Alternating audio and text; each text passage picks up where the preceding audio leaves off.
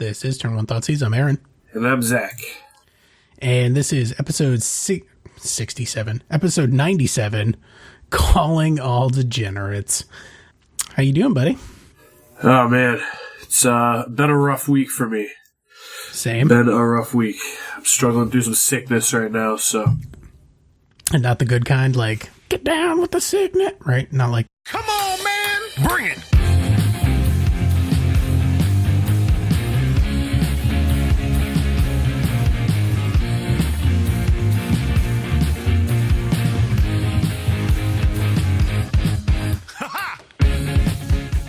Yeah, no, none of that. Like I'm laying in bed feeling like I'm dying sickness. That kind. That's not good.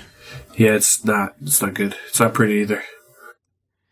Yeah, I've escaped being like super sick thus far, but we'll see. We'll see what happens. Yeah, we'll see. I'm usually pretty good. But there's just been a bunch of like really drastic weather changes around me the last 2 weeks, so just got to me. You're in the polar vortex line of fire. Oh yeah, man. It was like negative 30, and then it went up to 50, and then it was like back down to 0, and it was 55. Like it's like 55 right now. It's supposed to be negative 10 like tomorrow. It's ridiculous.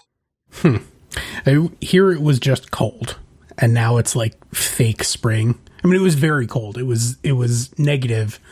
It was like negative 11, I think, was the coldest that I saw it, like in the morning when I went to work, which is very, very atypical. It's not usually that cold here. Well, it was really cold here, but like there was just like drastic temperature swings. Like it went from like negative 20 to like 35, which like obviously it's still cold the whole time, but that's like a 50-degree weather change. Like that's a lot, you know? Mm-hmm. And it just gets to your body. The human body's not good at like rapid weather change, so that's something it's used to. That's why I was really miserable in Seattle. It's just like the weather was not consistent, and I struggled to like regulate my body temperature and stuff. It was very uncomfortable. Anyways, housekeeping. Oh, so here's what we're talking about today before we even get to the housekeeping. KCI's gone. What is the most busted thing that's left in the format? And we're going to probably do this as 2 parts, or we're definitely going to do it as 2 parts. This week, we're talking about Faithless looting because, one, it just won like a slew of events, like back to back. And so we want to talk about the Faithless looting based decks and do like a deep dive versions, how to play them, how to beat them, all that sort of stuff. Before we get to that, regular housekeeping. Deck Builder affiliate link still up, still going strong. Thank you so much to everybody that has checked them out. Supporting them supports us, and it is something that we use anyways. So there's no they're not paying us to say that we like it, and then they ended up coming to us because of that. So, HTTPS, don't forget the S, it's very important. Store.deckbuilder, DECKED, builder.com/T, the number 1 Thoughtseize. We get some support from them. You get a great product to use. Everybody's happy. We got 3 new patrons. I think I forgot to mention them last time because they were getting sent to my spam folder for some reason, which was very irritating. So Rob, Martin, and Seth, thank you so much. Welcome. I believe everybody that like wanted to be in the Discord is already in the Discord. So if any of you have not gotten the Discord link, I sent it out. If you're having any issues, get at me. I will get you set up. And if you the listener, are thinking about joining up, you can certainly do so. Patreon.com/Turn1Thoughtseize, all spelled out. And we would love to have you. So that, as they say, is that. Recent results. Lots of Phoenix decks Phoenix is everywhere. It is taking over. Yeah. So Team Open in Baltimore. Ryan Overturf was in the modern seat. He played Teamer Phoenix deck, which is splashing green for Traverse the Ulvenwald and A Life Goes On. And Ancient Grudge. You get a flashback on Ancient Grudge too, which is not nothing. I like this version a lot, but I really like Traverse. And if you go back and watch the coverage, it's just good. Second place was Mono Red Phoenix, and this was basically burn, like just instead of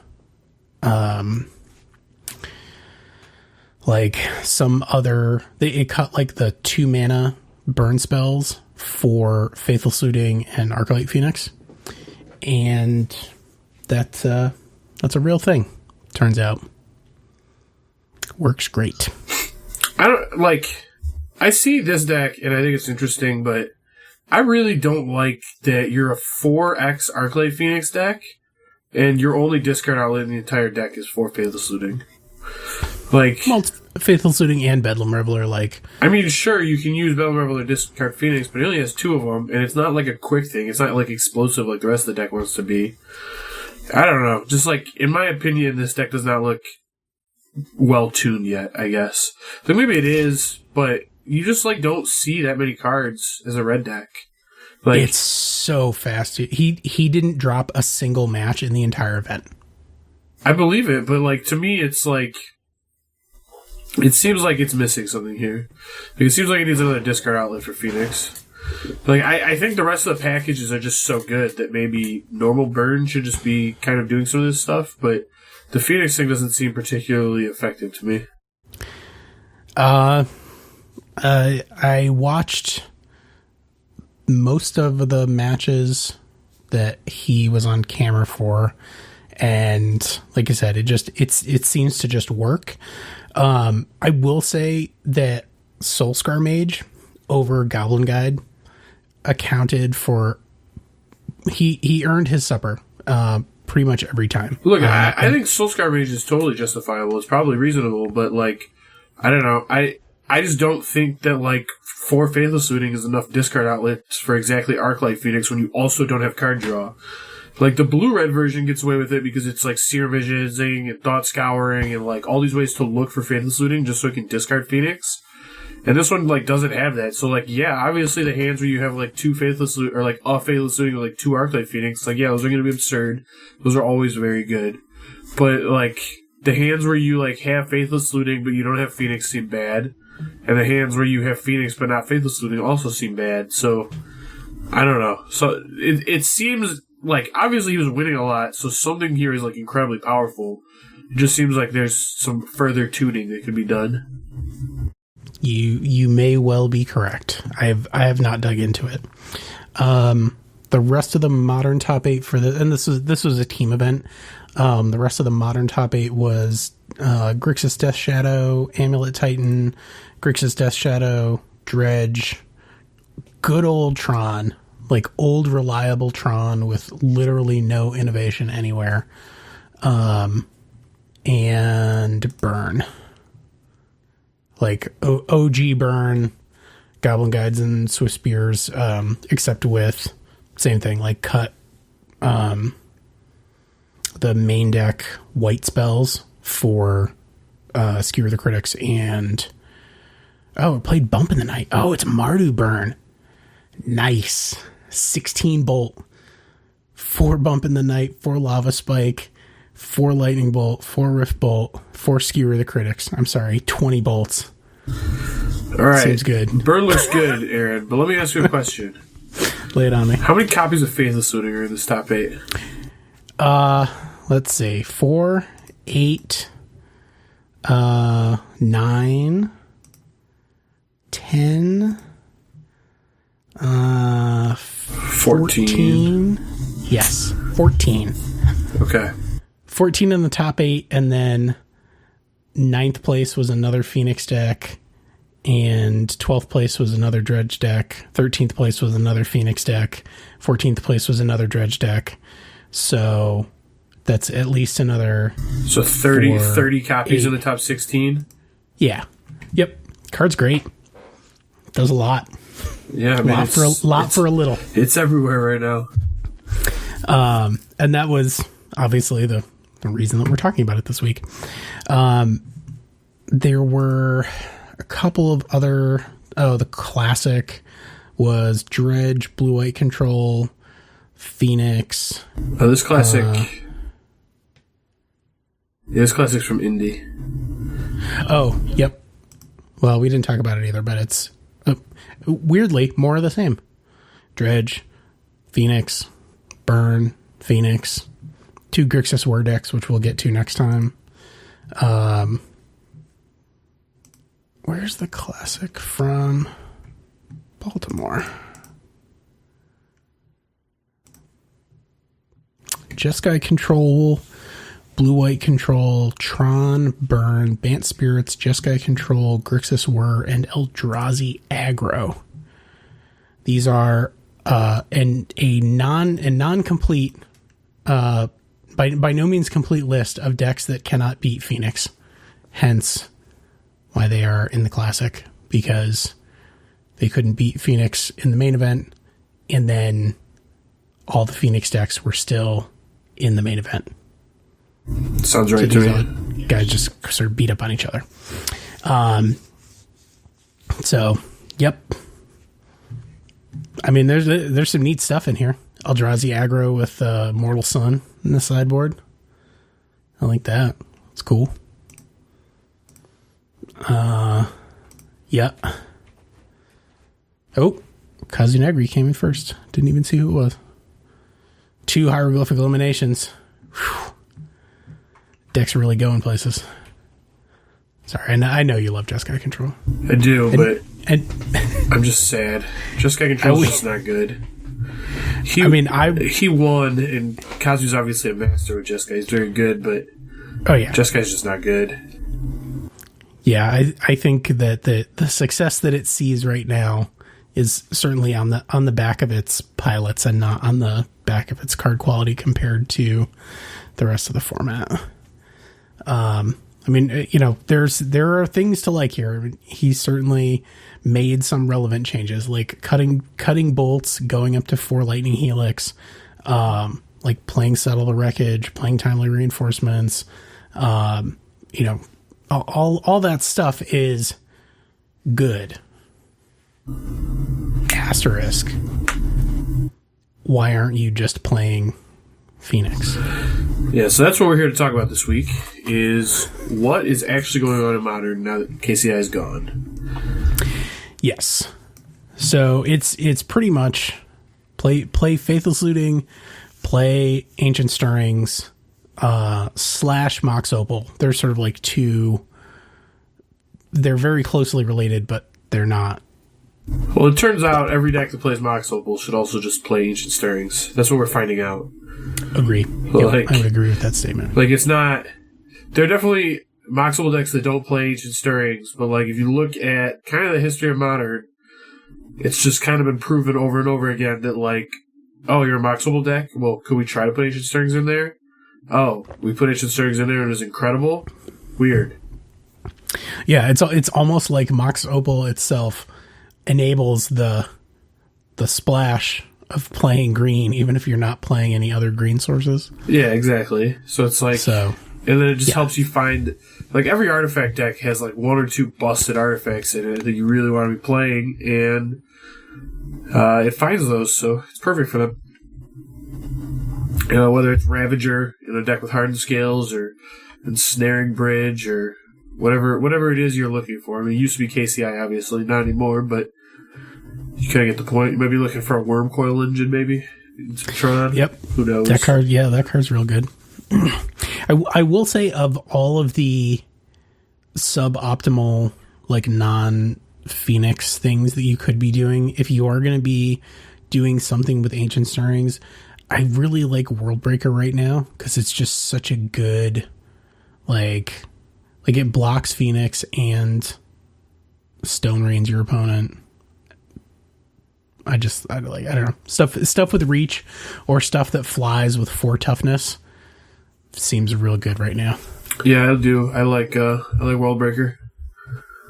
But anyway, so now we're on Phoenix. We're on Faithless Looting, which right now is almost exclusively Phoenix and Dredge, but does show up in a couple other places.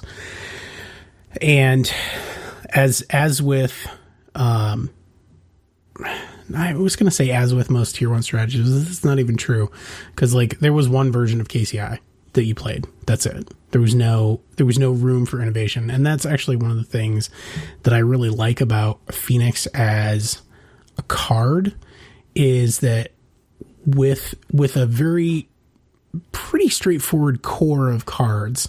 Like if you think of Phoenix, the deck, as like 4 Phoenix, 4 Faithless Looting, 4 Gutshot, 4 Manamorphose, like that's pretty much it. And then you can just, as long as the rest of the deck supports getting stuff into the graveyard and casting a bunch of spells, you can pretty much build it any way you want. Oh, and 4 Lightning Bolts. I don't know if I would play a Phoenix deck that didn't have 4 Lightning Bolts in it. I mean, you're going to play 4 Lightning Bolts because you have mountains in your deck. Like, you're going to do that anyway. Sure. But I wouldn't say 4 Gutshot is necessarily, like, 100% necessary. I mean, obviously the decks do play Gutshot, and that's fine. It's good in the decks, but I don't think Gutshot is part of the core package, if you will. Okay. I mean, right, we've got... excluding the Gutshots, you've got 16 cards. I mean, I think what it is like the package of Manamorphose, Faithless Looting, Arclight Phoenix is just so good together. It's so explosive, so mana efficient, so much like power and toughness to like, damage output for just like mana to spend. It's ridiculous. It's like you can like cast like 4 spells in a turn where you spent like 1 or 2 mana, and all of a sudden you're attacking them for 6, like out of nowhere. And like when it does that too, it takes Faithless Looting from being card disadvantage into like being a 1 mana draw 2 that also put a hasty thing in play. It's just ridiculous. Mm-hmm. Yeah. So once you get past that, you can, or what people have done so far to success, and I'm still unconvinced that these are the only ways that you can build it. So the mono red version, there were previously some mono red versions that were a little bit more combo-ish, that had elements of Hollow One. So some of them had played Burning Inquiry before, and Burning Inquiry is such a powerful, like, not only disruptive card, but also, has so much potential upside for you and so much potential downside for your opponent. Like, I'm not convinced that there's not a world where that is useful, but maybe when there's fewer Phoenix decks, because if you're in the mirror, like, that's bad. Burning Inquiry is real bad in the mirror. But it does give you access theoretically to the rest of some of the Hollow One package, right? Like sometimes you will just also get 2 free Hollow Ones in addition to your Phoenixes. I mean, you could convince me that that's a thing. Yeah, it's certainly worth exploring. But those have sort of fallen a little bit out of favor in terms of the mono red versions that we see now are basically burn, right? They have 12 lightning bolts, 4 2-mana draw 2s, 2 2-mana draw 3s, and then Monastery Swift Spear, either Goblin Guide or Soulscar Mage. Probably Soulscar Mage, I think, is better. And this deck just rips. Man, it is so good. In terms of like the goldfish, this is the fastest goldfish, I think, of any of them. It is, the mana is painless. It's 18 mountains. Boom. End of list. No fetches, no shocks, no nothing. Hold on one second. Go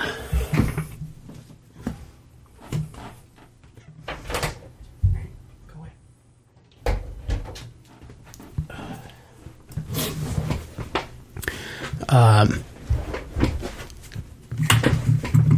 So, like I said, Jeff Carr in Baltimore did not drop a single match with this deck, and it is simple and mostly burn. Like, Light Up the Stage is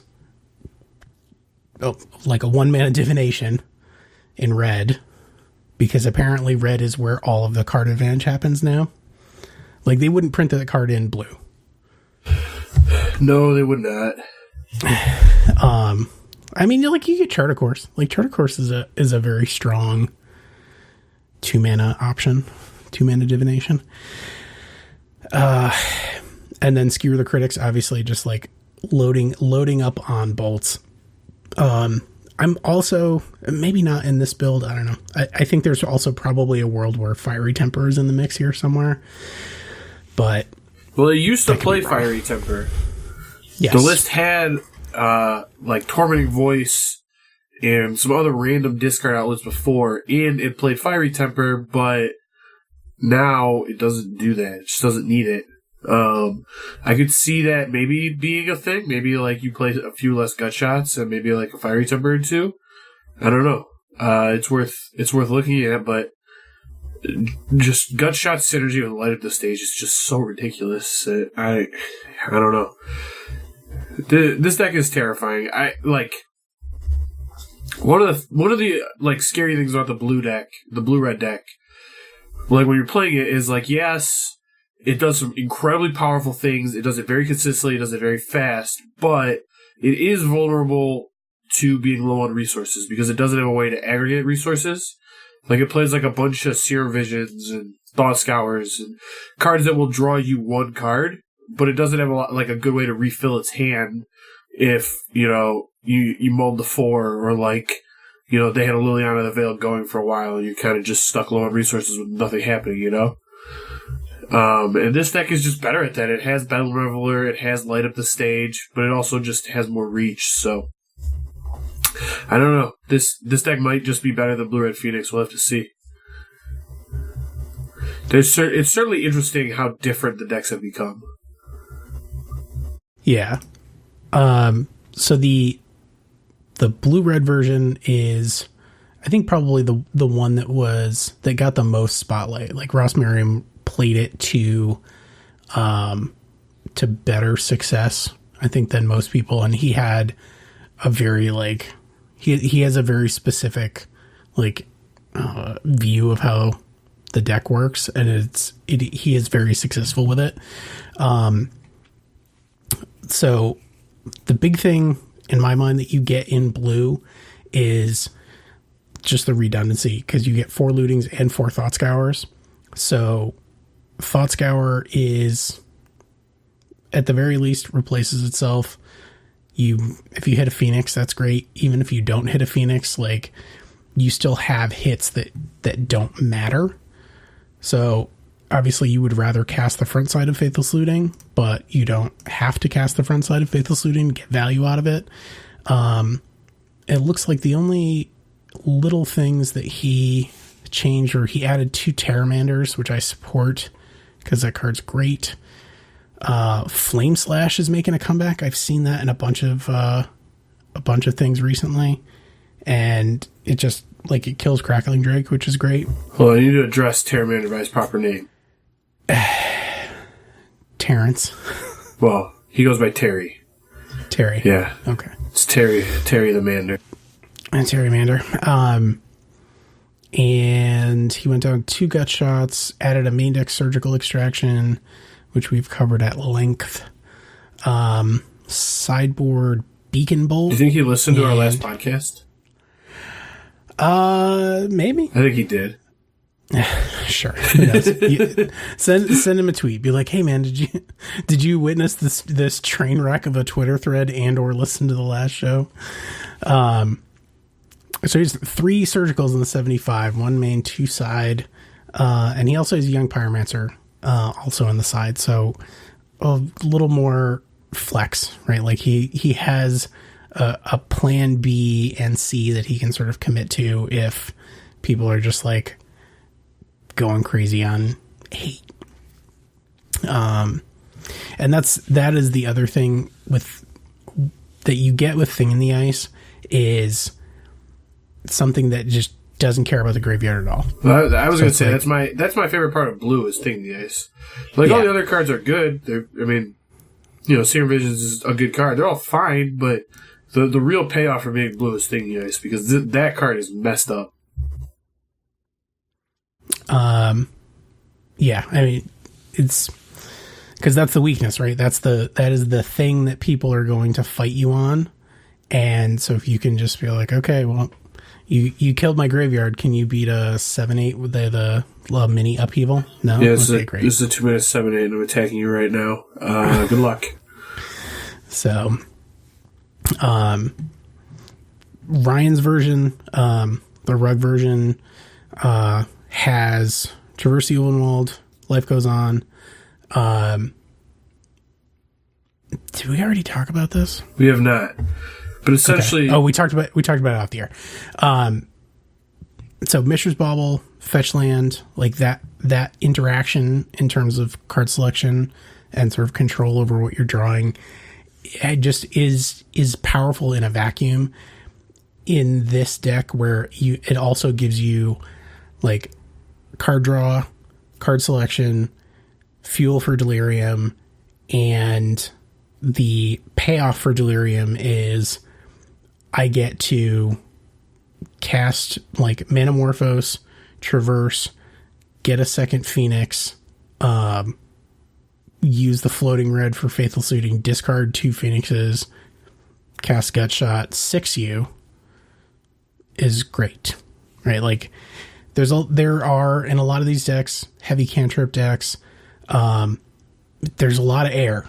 You know, you can end up spinning your wheels a lot of times. And this is one of the reasons that I built Bug Shadow is because I've found a lot of value in having Traverse in low creature count decks. So I really like it.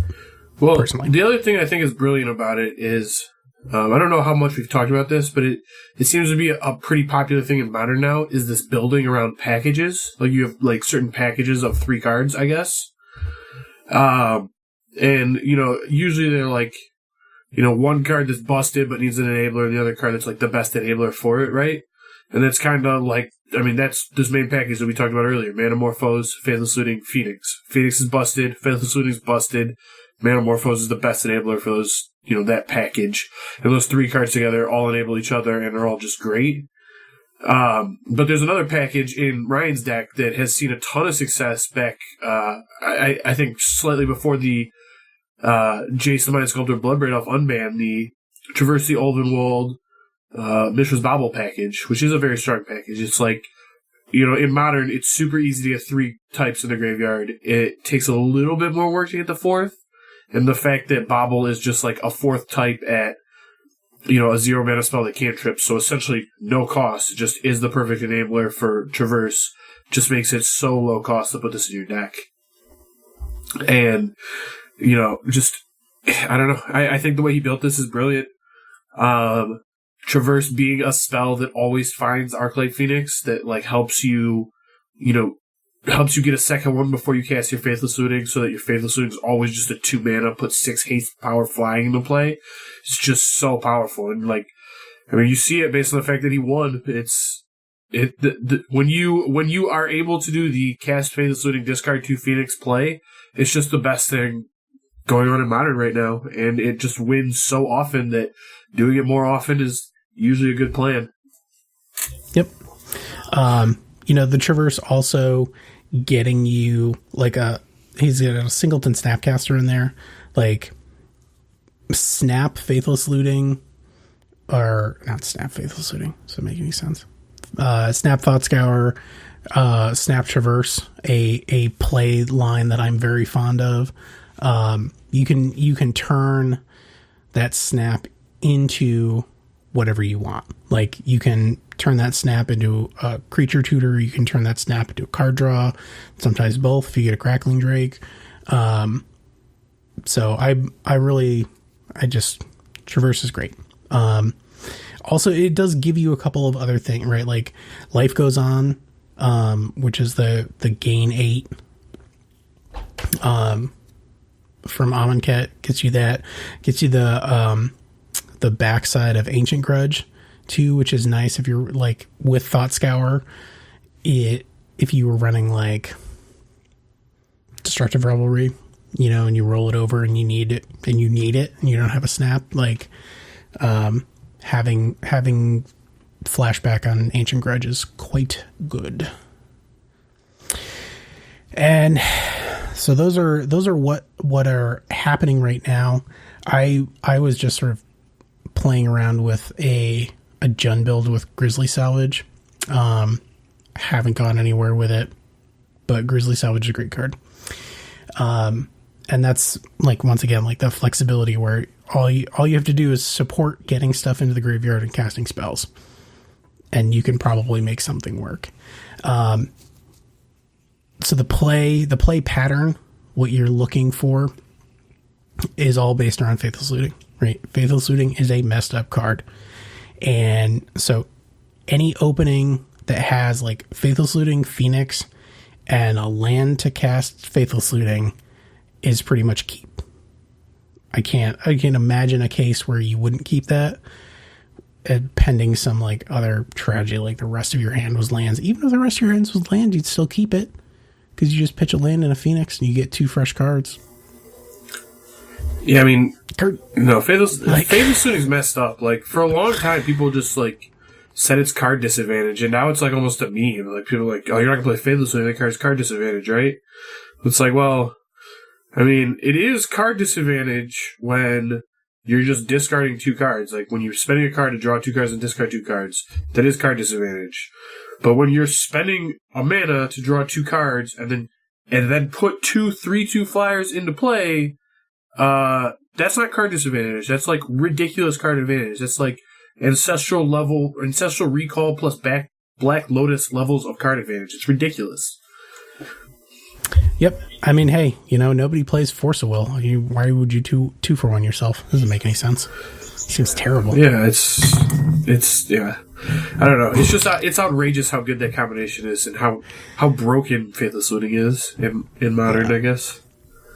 So when you have like your baseline of like a hand that you would keep is almost your nut draw, right? Like land Faithless Looting Phoenix is good enough to beat a lot of decks just by itself. And so then when you have a better draw than that, where you may get 1 or 2 Phoenixes on turn 1, like, that's crazy. So, you know, that's your plan A, right? Is dump 2 Phoenixes in the bin as early as possible, chain Manamorphose, 2 other non-creature spells usually, and then you just put your opponent on a 3-turn clock, like, or less, depending on how much burn you draw. It's just, can you beat 6 power in the air 3 turns in a row? No, you're dead. The non-blue versions, you know, their plan B is basically just be burn, right? Do 20 damage to your opponent before your opponent kills you. And even if you never draw a Phoenix, you still have Faithless Looting to smooth out your draws. And then occasionally, like, turn 4 or 5, if you're just sort of like doing a little bit of board control, going face, you'll just happen to have like a Manamorphose and a Gut Shot, and you're just like, oh, Gut Shot you, Spectacle, Skewer the Critics, like, or Manamorphose, Skewer the Critics, blah, blah, blah. And then you just, also 6 you. You're dead. You get treating Phoenixes as incidental value is also a reasonable plan. Like, and that's just, it's acts like accidental damage. You're just like, oh wait, this happened. Here you go. Just deal with it. The blue versions, obviously the big creature based draw for the blue versions is Thing in the Ice. Nice ley line, nice rest in peace. You know, who cares? Doesn't matter. Can you beat a 2-mana 7/8? No? Okay, got it. Well, you're dead.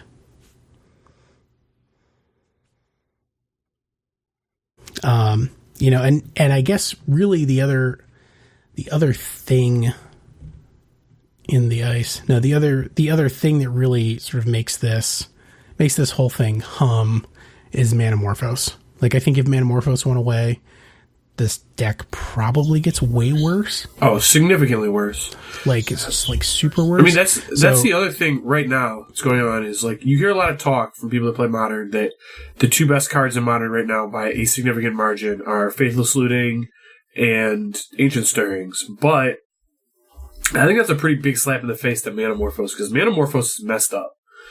And honestly, like, it might be, like, in that same power level as those two cards. Like, there are multiple decks that abuse this card. And, like, I wouldn't be shocked if it just is. Like, if it just is as powerful as those two cards. And the thing that's even more frustrating about that is the three best cantrips in Modern are red and green. It's like, Come on. Give blue at least the third best cantrip. Like, that's blue is the cantrip color. Yeah, I mean, Shimmer a possibility. Get a sorcery speed impulse. Give me preordain, darn it! I want a preordain. Well, no, because then you just lose to Storm. Like, that's not a solution. All right, fine. Just ban Manamorphose. Let's make Seer Visions great again. Sure, I guess. I mean, that's Manamorphose is a ridiculous card. All right, I'm half kidding about all of that stuff. I don't actually want to see that stuff banned, but no, I don't either. But I think people do need to keep that in mind. Like, just how good red and green cantrips are in Modern. Yeah, and so sort of keep that in the back of your head when you're like, man, I really want to build a cantrip heavy card advantage deck. I really got to look at red and green. Look, we're going to talk about this later, so let's save this for now. But let's talk about how to beat these Phoenix decks. Sure. I mean, obviously, the first thing that you can do, they are raceable. You know, I really like Goryo's Vengeance against them, if for no other reason than just the Nourishing Shoal for 15 is going to be a real big hill for them to climb, or Nourishing Shell for like 10 or whatever it is, whatever World Spine Worm is. So you can. I think World Spine Worm is 12. 12. All right, that sounds about right. You know, you can very much be like, your Faithless Looting is cute. My Faithless Looting is, here's Grizzlebrand. Yeah. And Grizzlebrand, it turns out, is way better than Arclight Phoenix. Well, especially when you have 30 life. When they're in play, one's better. It's a lot harder to get one of them in play. Sure. There's no reanimate in this format. Arclight Phoenix comes with its own reanimate. Yeah. Yep. I love the legacy decks that are using Buried Alive. It's adorable. It's like, dude, that deck is no joke. That deck is good. Oh no, it's really good, but like when you think about Buried Alive as like a really, really ridiculous combo enabler, and then people are just like, I'm gonna put my birdies in the graveyard. Yep. It's like, really? You're doing a lot of work for this. So you could just like exhume Grizzlebrand. And they're like, nope, I want my burbs. I mean, you gotta get the burbs, man. What do you want? Cool. Yeah, I guess. So yeah, Goryo's Storm. You know, you can certainly beat them before they beat you a non-zero number of the times. Did you put Ad Nauseam on there? I think Ad Nauseam could be really bad against them, right? Ad Nauseam is great against them. What? Going off on turn 5? Ad Nauseam like consistently goes off on turn 4, and like it has all these fogs, so like the turn that they would kill you just be like, no, I'm not dying right now. All right. I'd be very honestly, I'm not familiar enough with the play patterns of that. Let me tell you, like, Phoenix does not have near enough disruption to be good against Ad Nauseam. Ad Nauseam is just going to make a joke in that matchup. All right. There you go. So if you got Ad Nauseam in your back pocket, maybe now's the time. Actually, on a side note, now is the time for Ad Nauseam. Ad Nauseam is like the best it's been in forever right now. It had a pretty bad KCI matchup. It was just a turn slower, and it's like protection against KCI was just not relevant. Yep. But now that's not the case, and KCI just doesn't exist. So now, like, it just dismantles all the decks that are top tier right now. Like, Ad Nauseam's awesome against Dredge. It's awesome against Amulet Titan. It's awesome against Phoenix. It's pretty good against Burn. It's really bad against Death Shadow, but it's a separate thing. Yeah. Yeah, Stubborn Denial is really just a lot of sadness. So the other thing that you can do is just play bigger creatures, right? Like we said, creatures with reach that have more than 4 toughness, or 4 toughness or more. Like, I don't know if it's giant spider's time to shine, but... No, I mean, that's not really what we're looking for, because you also have to not lose the Thing in the Ice. But the cards I'm talking about are kind of like threats out of Tron that, like, are expensive but aren't really expensive because you cast them with Tron lands.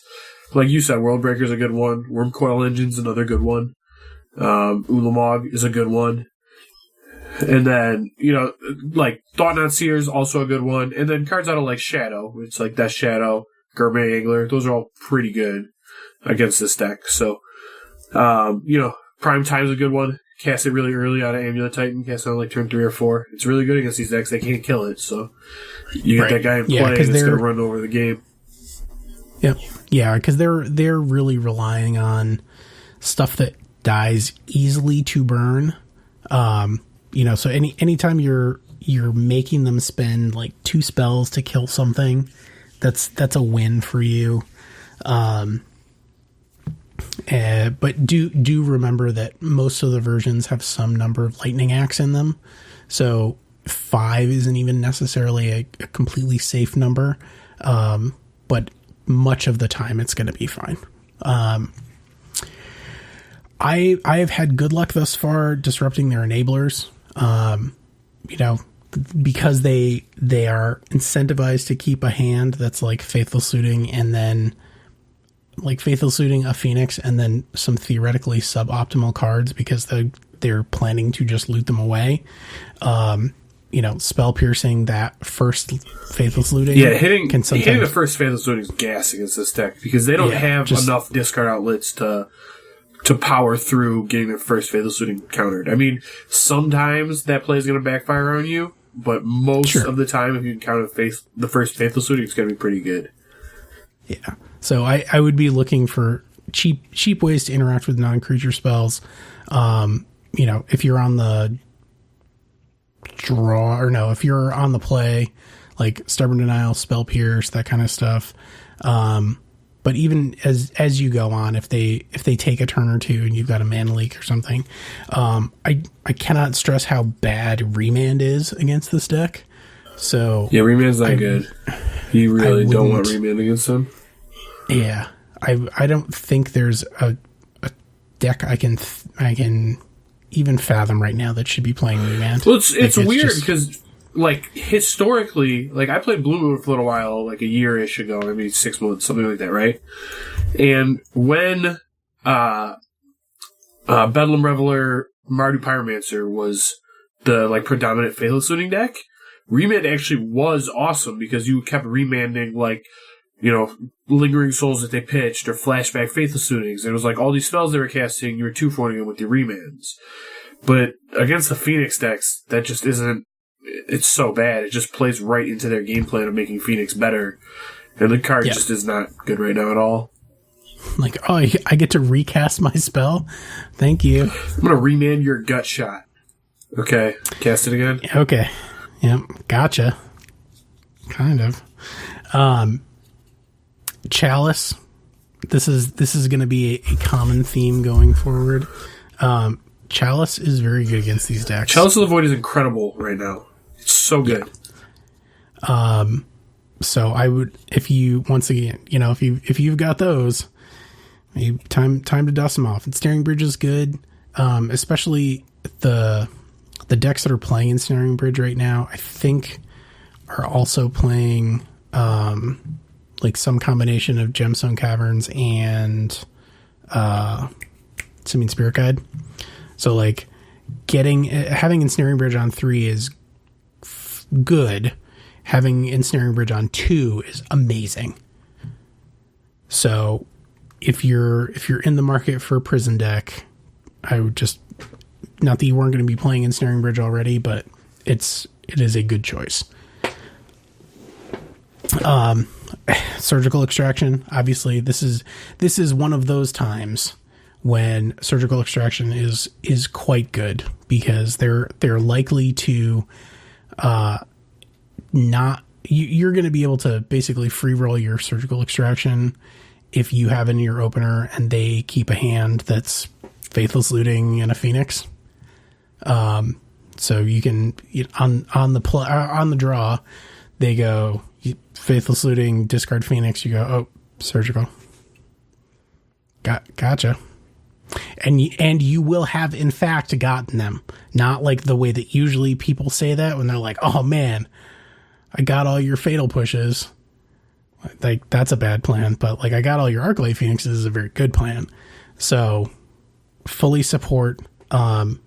Also the Ross's version of Blue Red had a main deck Surgical and 2 in the side, and I have to imagine that is a nod to the Mirror and Dredge. Because Dredge is also a way to race this deck. You know what I mean? There's only so many times that you can take a bunch of hits from prize amalgams, and like the Dredge's stuff is a lot easier to bring back than your stuff. So like, you can't afford to be trading Phoenixes for prize amalgams, because they're just gonna go Bloodghast, get all my guys back. Like, it is not free, despite how like good and mana efficient the deck is at getting them back. It is not free to get them back. So like, if you don't have time necessarily to rebuild, they've got chump blockers and Narcomoeba. Like, I think if you were going to a big event, I think the main deck Surgical in Phoenix is probably there. Yeah, I mean, the fact that it can just trigger Phoenix, like, at worst, it's like a 0 mana 3/2 flying haste is what makes it palatable in this deck, right? Like, there are times where it's just so absurd, just like completely beats your opponent, and there are times where it just doesn't do anything, but in those times it can be a 3/2 flying haste. So it's like a 0 mana Mana Strider. Yep, seems good. I would play that card. I think I would too. Yep.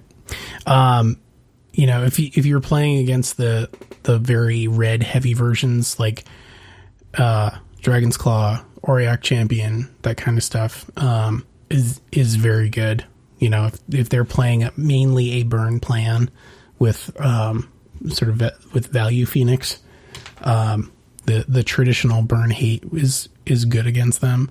Also, like, if you insist on playing some sort of blue-white something, Cell Wreckage, you know, if you can catch 2 or 3 Phoenixes in a Cell Wreckage, that's quite good. Ruined Halo, Circle of Protection Red, maybe? COP Red is pretty good right now. COP Red's kind of the best it's ever been in Modern. Yeah.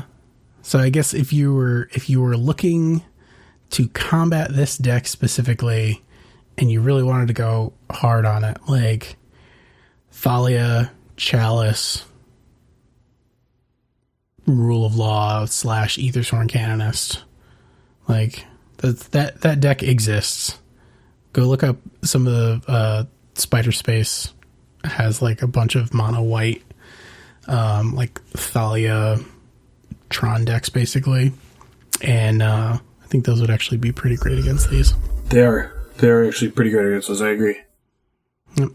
I mean, and humans too. I mean, like, you know, Thalia is very good. Yeah, I think humans is kind of at one of the best it's been in a while. Definitely is. Like, KCI was a huge predator to humans. So being, like, you know, not having to play against that, and then being, I don't think humans is great against Phoenix, but it's certainly better against Phoenix than Spirits is. And Spirits was great against KCI, but it's bad against Phoenix. So they kind of, like, you know, humans and Spirits have kind of been doing this metagame trading thing going on, where, like, you know, you just play whichever one's better against the meta at the moment. And I think the, like, small, swarmy creature deck you want to play right now is humans. Yep, agreed. Now, if you want to lose to Phoenix, you can just spend 3 turns doing nothing and then not win the game on turn 4. You will lose to Phoenix if that is your plan. Thoughtseize is very bad against them. Non-exiling spot removal, also not great. Yeah, you tried bolting a Phoenix recently. That doesn't go well. Yeah. It's sad. And I mean, even Path is like it's fine.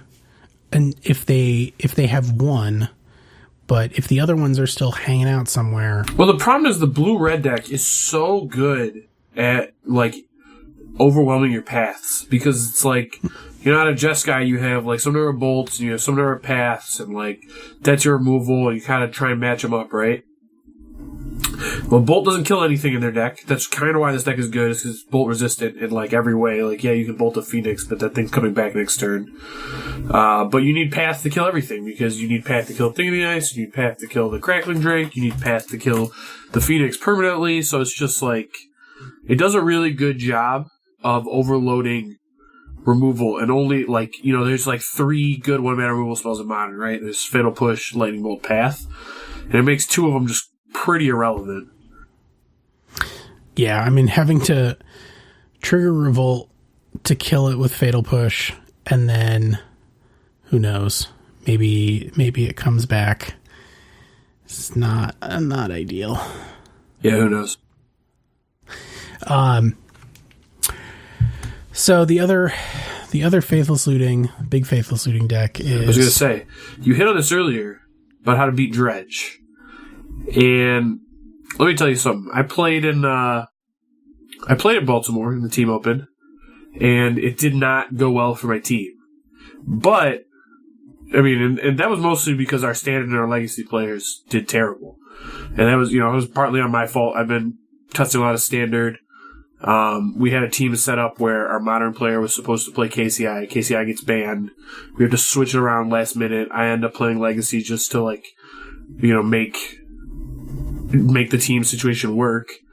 And I practiced a little bit, but I hadn't been practicing Legacy at all in the past, like, couple months, and I did terrible. So, my team doing bad is mostly on my back. And our standard player just did okay. He was supposed to be our modern player. But the guy who played modern for us played Dredge. We decided that Dredge was going to be really well positioned this weekend. People weren't going to be playing enough hate for it.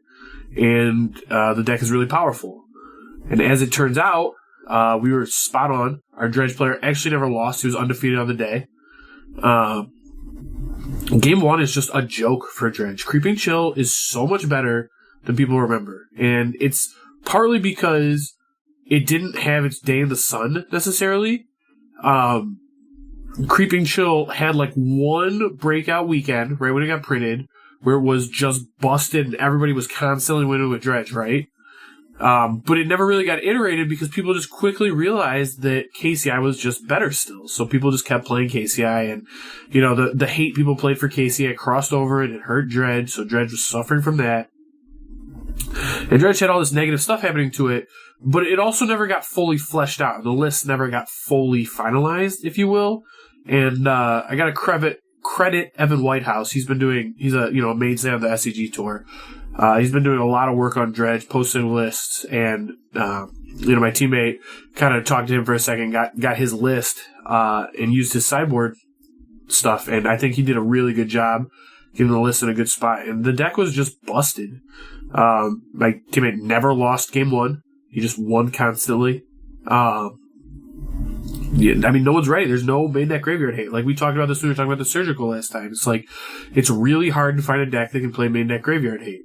And he never played against anything that had it. And he just won very easily every single game 1 he played against. And then game 2, like, yeah, he would definitely lose some game 2s. Like, that happened. But the thing is like, because he wins every single game 1 with Dredge, his opponent needs to draw the hate card that beats Dredge, not once, but twice. Which is tough, because this is Magic. Like, the hate card's not always in your hand. And it's very possible that it's going to be in the hand one of the games, but, like, the opponent has to have it 2 games, and they have to have you not have Nature's Claims both times. Which is just it's a lot to ask. So I think Dredge is in a really good spot, and until people start playing more and more hate for it, Dredge is going to continue to just be completely busted.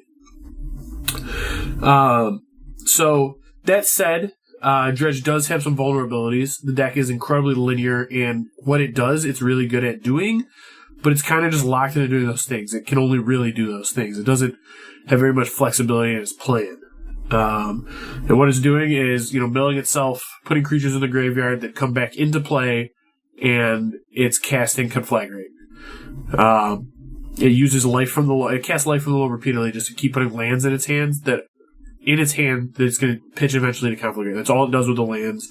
They don't really have any extra use. I mean, sometimes they put the lands in play, but the point is, between Creeping Chill and Conflagrate, you have this burn deck that just has these free creatures that come back and just kind of swarm the board and attack. So in that scenario, it's not particularly good against Ad Nauseam, because Ad Nauseam can fog its way through the Conflagrates and creature attacks. It's not good against permanents that don't lose to Conflagrate automatically. Inkmoth Nexus is one that comes to mind. That's not a card that loses to Conflagrate. It can use Narcomoeba to block Inkmoth Nexus, but Inkmoth Nexus decks are pretty good at playing a way to get through the Narcomoeba, or having a pump spell to kill the first Narcomoeba and eventually powering through them. Also, Blighted Agent, if you can protect it from the first Conflagrate, because they only cast one. So if you just have Vines of Vastwood or a Blossoming Defense, your Blighted Agent's really good at beating Dredge. And then Dredge doesn't have main deck answers to artifacts, so Ensnaring Bridge just almost completely invalidates Dredge. Yes, they can eventually burn you out with Conflagrate and Creeping Chill, but if you're playing Ensnaring Bridge decks, those decks have kind of already adapted and have ways to beat that as well. So I think Ensnaring Bridge decks are generally pretty good against Dredge game one, and then also just the entire match, I guess. A lot of Ensnaring Bridge decks in Modern right now play Whir of Invention, and coincidentally, they just play Tormod's Crypt and or what's the Grafdigger's Cage, cheap artifacts just hate the graveyard, because those are some of the better cheap artifacts to enable Whir. So those decks tend to be very good against Dredge. And then there are other cards that are good. Anything with main deck graveyard hate is going to be great. So, Bajuka Bog out of Amulet Titan is good against Dredge. Obviously, Relic of Regenesis, Tron, and, whatever other decks play Relic. I mean, was it not Ponza, but the Mono Red Blood Moon? Was it Skred deck? No, the Skred deck. What is it? There's Mono Red Skred? Plays Relic sometimes. Relic and Mindstone. Oh, yeah. Skred Red. Yeah, so decks that'll have Relic Regenesis. Anyone that has that is going to be good against Dredge, obviously, because it's super good against Dredge. And then, cards like Anger the Gods and Settle the Wreckage out of control decks, Terminus even, although Terminus is definitely worse than the other two, are going to be good against Dredge. Are they enough? Usually, probably not, but they're certainly better than trying to bolt the prize amount, that's for sure. And then post-board, Dredge gets way worse. We talked about that, or I talked about that just a little bit ago with how, Dredge has this absurd game 1 win percentage, and then games 2 and 3 just needs to kind of win one of those games. And everybody has hate for Dredge, but the thing is do you have enough hate to beat it twice? Right?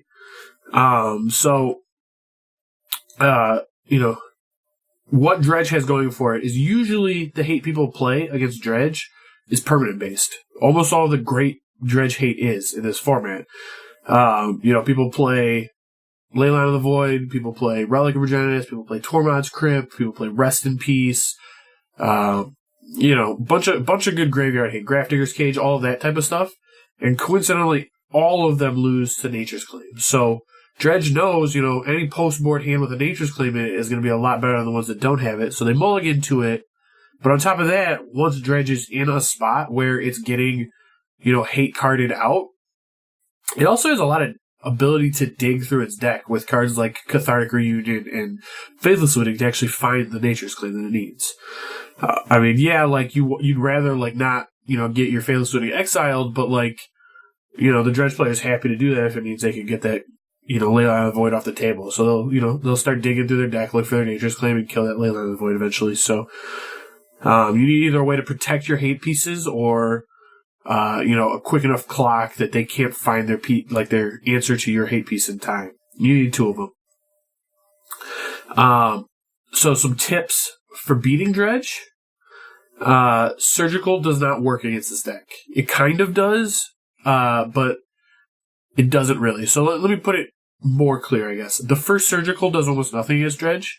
The first Surgical is pretty pointless. I mean, you'll use it. I think if you only get one Surgical, you're probably supposed to hit Prized Amalgam, although it could be right to hit Creeping Chill depending on how quick your clock is and how much you care about the board. But mostly, yeah, I mean, just having one really isn't going to do anything. But if you do have two, or like, a Surgical and a Snapcaster Mage for the Surgical, getting both Narcomoeba and Bloodghast completely shuts off Prized Amalgam.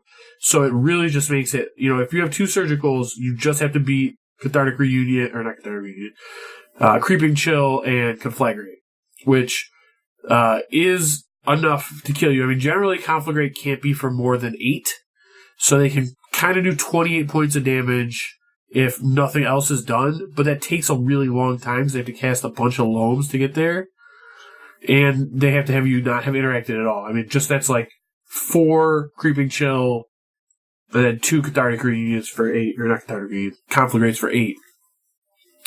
So that can do like 28 damage, but that's like assuming that they didn't draw any of the Creeping Chills in their opening hands, that, none of the Conflagrates got exiled, that type of thing. So, yeah, I mean, Surgical's not great, essentially. That's my point here. But like if you have Surgical, you're going to bring it in, but it's not great. You need to understand that it's not that good, and you need to Surgical the right targets, because this whole, the deck just wholly relies on the graveyard, so hitting one part of it's not that effective. Another good way to play against it out of creature decks like Humans and Spirits is Meddling Mage. Meddling Mage to beat Conflagrate is pretty powerful. And then once you do that, if you can build up a big enough board with just, playing Thalia's Lieutenants and creatures and lords and building a wide board, the Dredge board doesn't go that wide and their creatures aren't that big. I mean, they only have 12 creatures in their deck. So you can just, have a bigger board than them and eventually just beat them if they don't have Conflagrate. So that's a totally valid strategy to beating them. And then the last big tip I'm going to have for beating Dredge is, if you really want to beat Dredge, you should play Ravenous Trap. That card is excellent against Dredge. But beyond that, if you're a Rest in Peace deck or like a Leyline of the Void deck or any of these, I play a single hate piece deck, it's generally better to play it on turn 3 where you can have a Dispel or you can cast a Thoughtseize ahead of time or something like that to protect your hate card than it is to just jam it on 2 and let it immediately get Nature's Claimed. Because Dredge opponents, Dredge players aren't dumb. They know, post board, you're bringing hate. If you kept your, if you kept your 7 probably has a Rest in Peace or something in it that's going to be good against them. So they know that they need to find a Nature's Claim. If their hand doesn't have a Nature's Claim or can't, doesn't have a quick avenue to finding a Nature's Claim, be it multiple Faithless Lootings, whatever, then they shouldn't keep their hand. So they don't, and they mulligan and they find one. So it's well, if they're doing that, then you need to be sure that you can protect it. So whether it be some of these artifact decks, they can go Chalice of the Void on 1 and then play their Tormod's Crypt or whatever. Or, some of them, blue-white control. If you play your Rest in Peace, play it on turn 3 where you can also have a Dispel up. That type of thing. And that's kind of what I got for Dredge. It's, it still is a very linear deck, but it's just incredibly powerful right now. And I honestly think it's top 2 or 3 best decks in Modern, and people just don't realize how good it is yet. It's going to take some winning, but it'll get there pretty quickly, and it is that good. I think if there's a Modern Pro Tour tomorrow, I would play Dredge, probably. I just don't think people are ready for it yet. All right. Yeah, I mean, in terms of playing it, it's kind of the same thing, right? You want to keep a hand that is Faithless Looting plus a Dredger, and then you just need to sort of build out from there. And it's straightforward in the sense that the loop, if you will, is pretty much like exactly what you would expect, right? Like you're just doing the business, and that business is dredging every single turn. You just dredge, take a lot of game actions, cast Life from the Loam, put some lands in your hand. Yeah, and I mean there are finer, right? It's like any linear deck, right? There are finer points to it in terms of sequencing your Life from the Loam. When do you configurate for 0? And that is stuff that you will get through experience.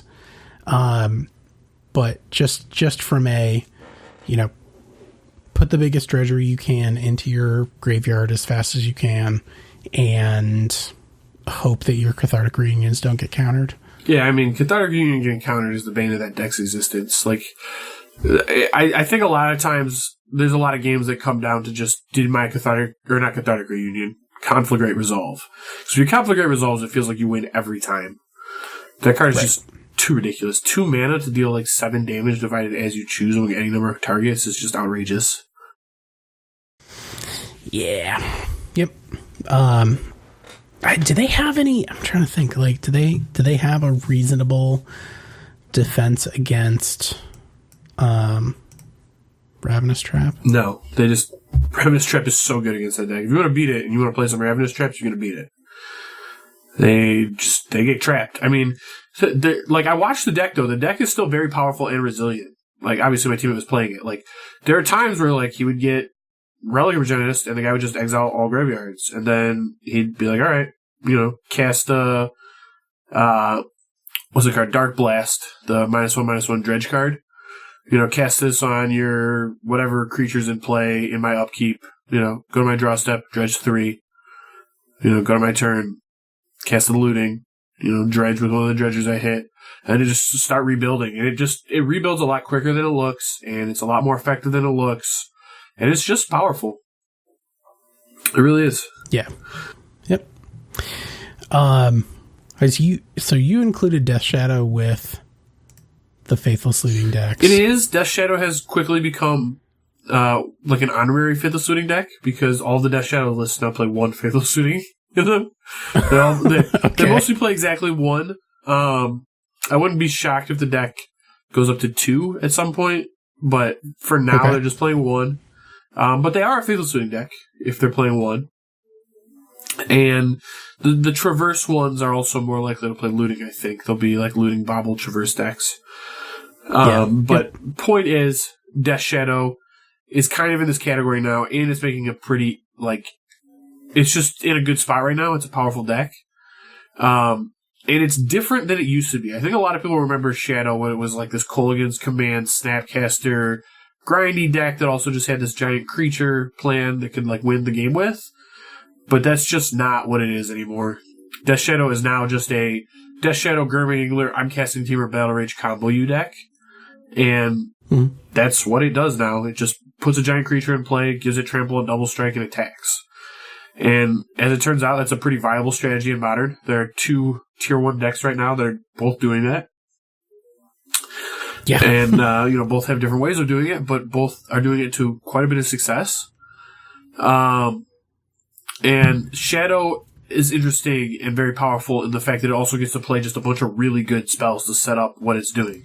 Like, it gets Thoughtseize and Stubborn Denial and Seer Visions and all of those, and Lightning Bolt, Dismember. All these cards are just generically very good cards, and they all just work very well with Death Shadow. So the deck is very powerful. It's very linear now. It's become a lot more linear than it used to be, at least. And it's very good at what it needs to do. Yeah, I mean, it's... I've been testing a different version of Shadow that's actually just like a take on a deck that we talked about like a million years ago as like an entree into the format in Blue Black Delver. And since they keep printing things that are just unconditionally better Delvers. He keeps getting cut out of that deck. Thank God, dude. Someone needs to retire this Delver guy. I just, man. Look, I get it, dude. I feel the same way about these control decks I love to play on Modern. They just aren't good anymore. Yeah, I just, and I guess part of it is I just want him to be happy. And I feel like he's not happy. Look, if you just send him to a home where he can, kind of play with people his age, maybe more like a community place, that'd be a good place for Delver. Like something in a legacy sort of or Pauper. He's really good in Pauper. Put him with all those cards from 1998. He'll do great there. Yeah. He's very good in Pauper. Some would argue too good. Well, he's not too good in Pauper, but there are some blue cards in Pauper that are just absurdly illegal. Just makes no sense at all. Yeah. I love cards that are banned in Vintage, the most powerful format in the entire game. Yeah, no, seriously, just the play Pauper Delver deck is to play 5 cards that are restricted to Vintage. Like, okay. And 1 card that's just straight up banned. What? Card? Gush? Gush is not banned in Vintage, it's restricted. Really? Yeah, Vintage has very few cards banned. I think the only ones are anti-cards. Oh man, for some reason I thought that Gush should be banned. Gush is a completely ridiculous Magic card that shouldn't exist, but it does. Oh, that's right. No, right. No, I do. I remember this now. Yep. I'm sorry. So yeah. Also, Gush is the absurd card I was talking about. It's the just ridiculous enabler. But point being, Delver's out of here. We're talking about Shadow. Let's focus on Shadow. So we're talking about Shadow. So I made a blue-black Shadow deck with Terramander instead of Delver, and I've been pleasantly surprised. It's very strong, and it is strong on the back of like Stubborn Denial has been an insane overperformer for me recently. We said that it has kind of become this more explosive leader deck, and that it's cut out the Kolaghan's Command Snapcaster more grindy builds, because that's just not what it needs in Modern right now. It really does need to be like a Thoughtseize your spell that's relevant, and you're dead next turn to my Temur Battle Rage plus Stubborn Denial combo here. So, because it's not very grindy, it is not good against artifact decks anymore, as it turns out. But specifically redundant artifact decks, because if your artifact deck loses to them just playing, Thoughtseize, then you're probably not going to beat them. But decks that are redundant and have a lot of cards that just straight up beat Shadow, or just like swarm strategies, like Affinity with all those flyers is just very good against Shadow. It just always has been. It is. It just, Shadow uses its own life total. Affinity is very good at attacking their life total very quickly. Etch Champion is really annoying for Shadow to deal with. So Affinity's good, but then so are these Ensnaring Bridge decks, because it is just like a Temur Battle Rage combo deck. If you can't attack, you can't really use Temur Battle Rage. So Ensnaring Bridge is very good against them. They're not good. They can't really get Ensnaring Bridge off the table once it's down, so they have to try very hard to not let you resolve it. But the problem is you have other cards that are just so good against them in these decks. You can have like these mill rocks that stop them from drawing the right cards, be it Lantern. They could have, Whir to like end a turn, Chord for bridge, untap, play a bridge, that type of thing. And the other version that doesn't play the Lantern and the Chalice, or the Lantern and the Mill Rocks plays Chalice of the Void, which is just absurd against Shadow, because everything in that deck costs 1 mana. So, those decks are very good against it. And then, like you said, Shadow does have a very threat-light profile right now. It really has like 10 threats in the deck. So, Pile of Removal, Path to Exile, Supreme Verdict, Terminus decks like straight blue-white control are pretty good against it. That is a good way to beat Shadow right now. But, with Ad Nauseam starting to make a comeback, I think it will. Storm should start kind of coming back a little bit. Dredge is kind of coming back. And Shadow actually is pretty good against Dredge. It's big enough that it's hard, like their creatures are hard to kill. Dredges can't really time its creeping chills very well. They just kind of happen at certain times. So like the Shadow player is much better equipped to take advantage of that than the Dredge player is, I guess. So it's like, if they just like Creeping Chill you pretty quick, it just really speeds up the turn in which you can team up battle rage. So it's like sometimes Creeping Chills lead to you getting, team up battle rage on turn 3 for lethals. So that can be kind of absurd. That said, I think that matchup's actually pretty even. But, Shadow's there. It's pretty good. Yes, go play Shadow. And that is something that we've sort of seen in results recently. The field is still pretty much, wide open. There's a lot of options, and Grixis Death Shadow, Burn, stuff that is soft to Chalice is very good right now. So I would look at Chalice. Conversely, if you are going to play one of those decks that is weak against Chalice, like, kind of have a plan for it, because people are going to play it. Like, I wouldn't be surprised to see Eldrazi-tron, make a run for it again. We'll talk about the Grixis War deck next time, but like, that stupid deck. And I say that because someday Ipnu Rivulet is going to be banned. No. Mark my words. No. Get out of here. Ipnu Rivulet's going to get banned? Look, all I know is people insist on playing that deck. I'm going to go out. I'm going to buy Pithing Needle, and I'm going to write Ipnu Rivulet, big letters in Sharpie right across the front of it. And then I'm just not going to lose. And that is my plan. So, all right, I guess that's fair. I don't really like this strategy, though, because your Pithing Needle is going to get turned off by their Chalice on one. But, point. I get your point. Yeah, I mean, we got options. There's things and stuff. Things and stuff are happening. Okay, Aaron. Do you remember earlier when we talked about how Modern is just, right now, it's Faithless Looting versus Ancient Stirrings, and coincidentally, Manamorphose fits in there somewhere, but it really feels like that's what Modern is right now. It's just those two cards. Sure. Well, it would be hard to argue the reverse, and as much as I would like to just say, well, Serum Visions, no, there's not a Serum Visions spot.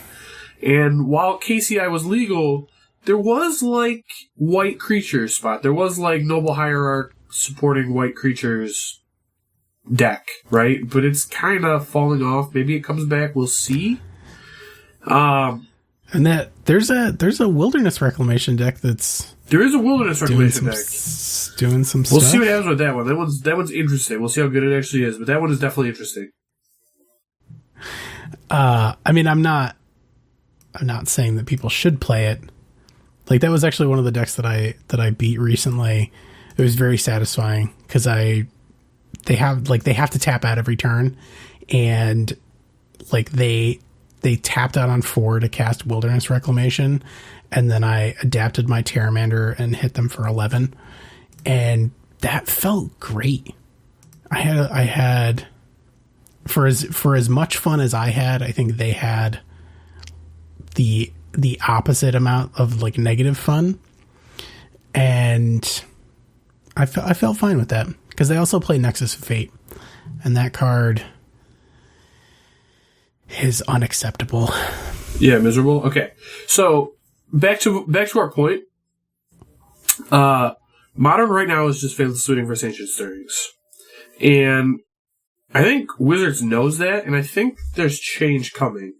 And in fact, there was kind of a cryptic announcement on social media, I believe, earlier this week. I think it was Monday or Tuesday. It was part of the... It was last Friday. They're like Ask Wizards, the Twitch stream, the one that the professor was on.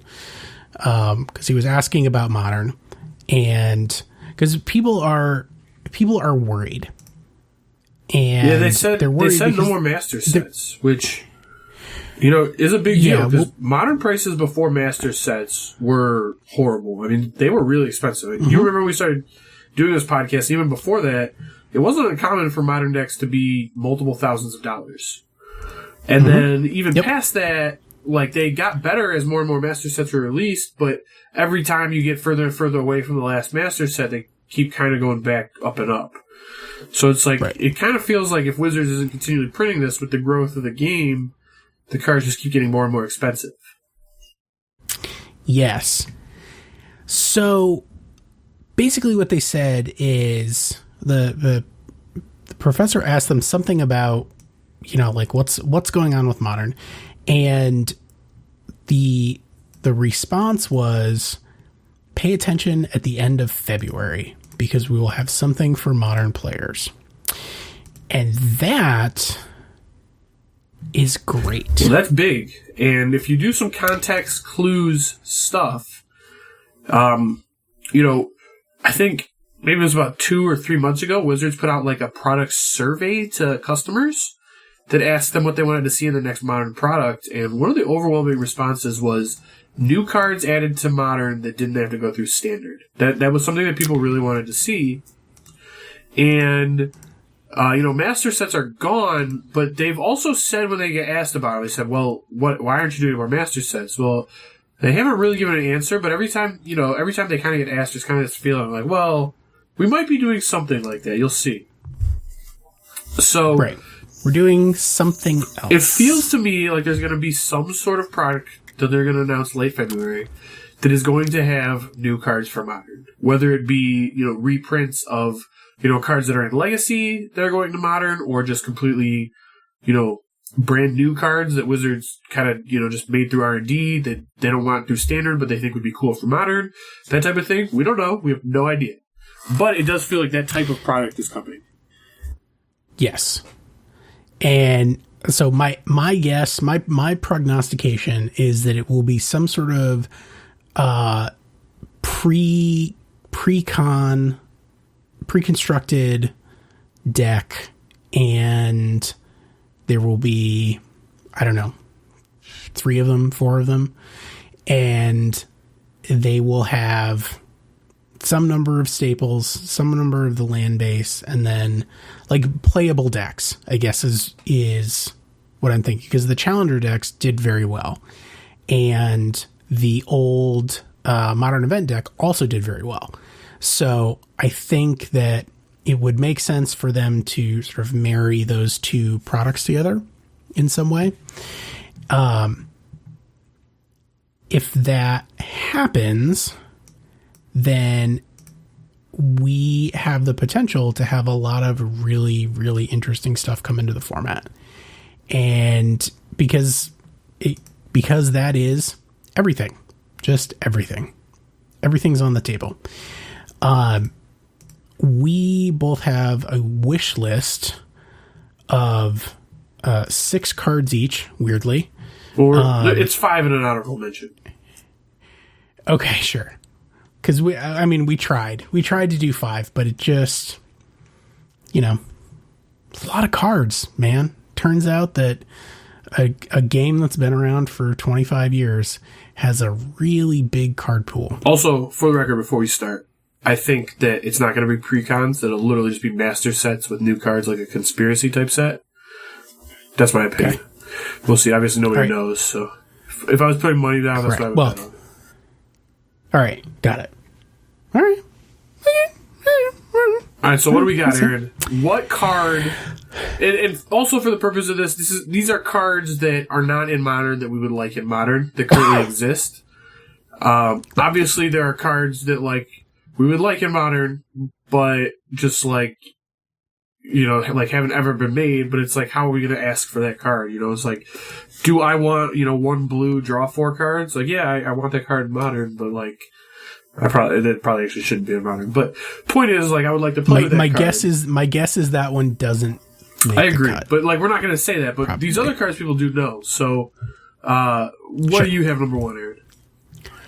All right, my numero uno easily is Cabal Therapy. I would love to see Cabal Therapy. I think it is an interesting card. It's a skill testing card. It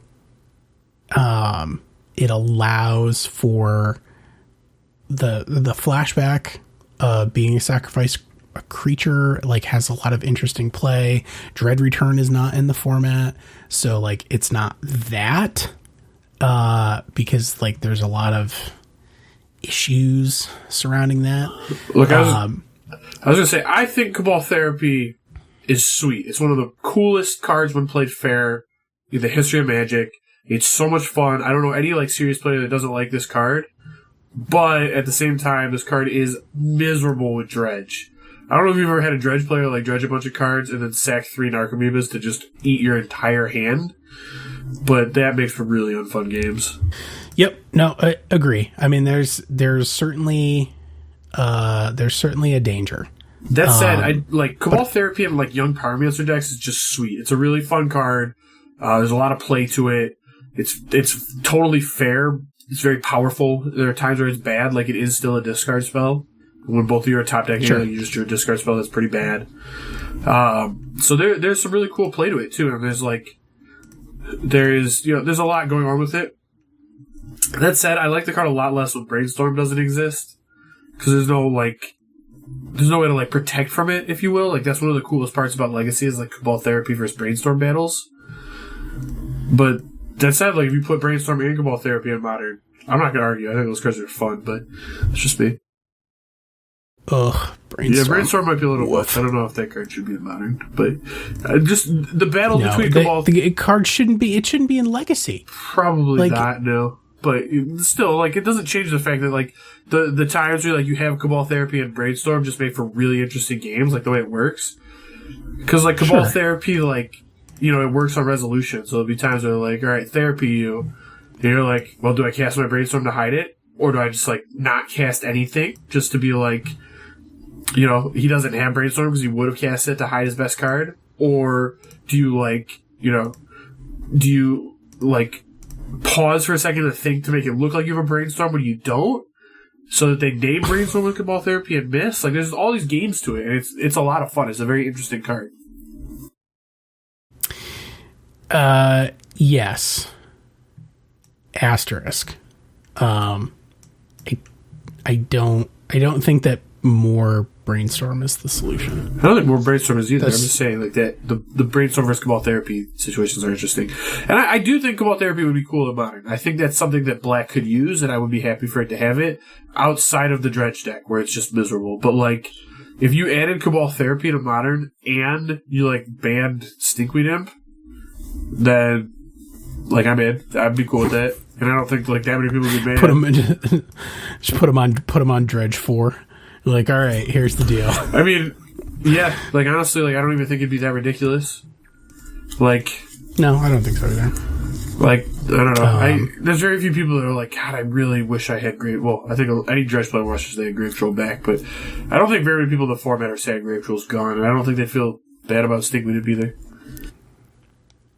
Unlikely. I don't think you'd find a ton of people who are just like, all right, darn, let's bring it. But there's not going to be a lot of people like breaking down the door to be like, bring back Stinkweed Imp. For sure.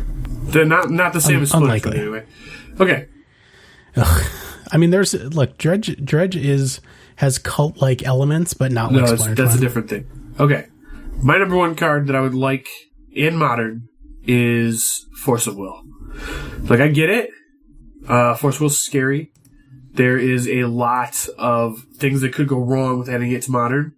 But having played with the card a lot, it really is the ultimate, like, fair deck enabler. Like, it really plays out that way because Force of Will is so good against unfair decks, and it's so bad against fair decks, that in a format that's like as degenerate as Modern is, it really encourages playing fair decks that care about, you know, card advantage and, you know, playing to the board and, you know, attacking and blocking, stuff like that. Like, Force of Will is good for those type of decks. So I think overall, Modern would be better with the card in it. That said, I could be wrong, and I'm sure a bunch of people disagree with me, but This is my wish list, so I get to make put the card on it that I want, and I would like to see Force Will on Modern. There you go. I mean, I have mixed feelings about it. This obviously is a thing that comes up a lot, and I don't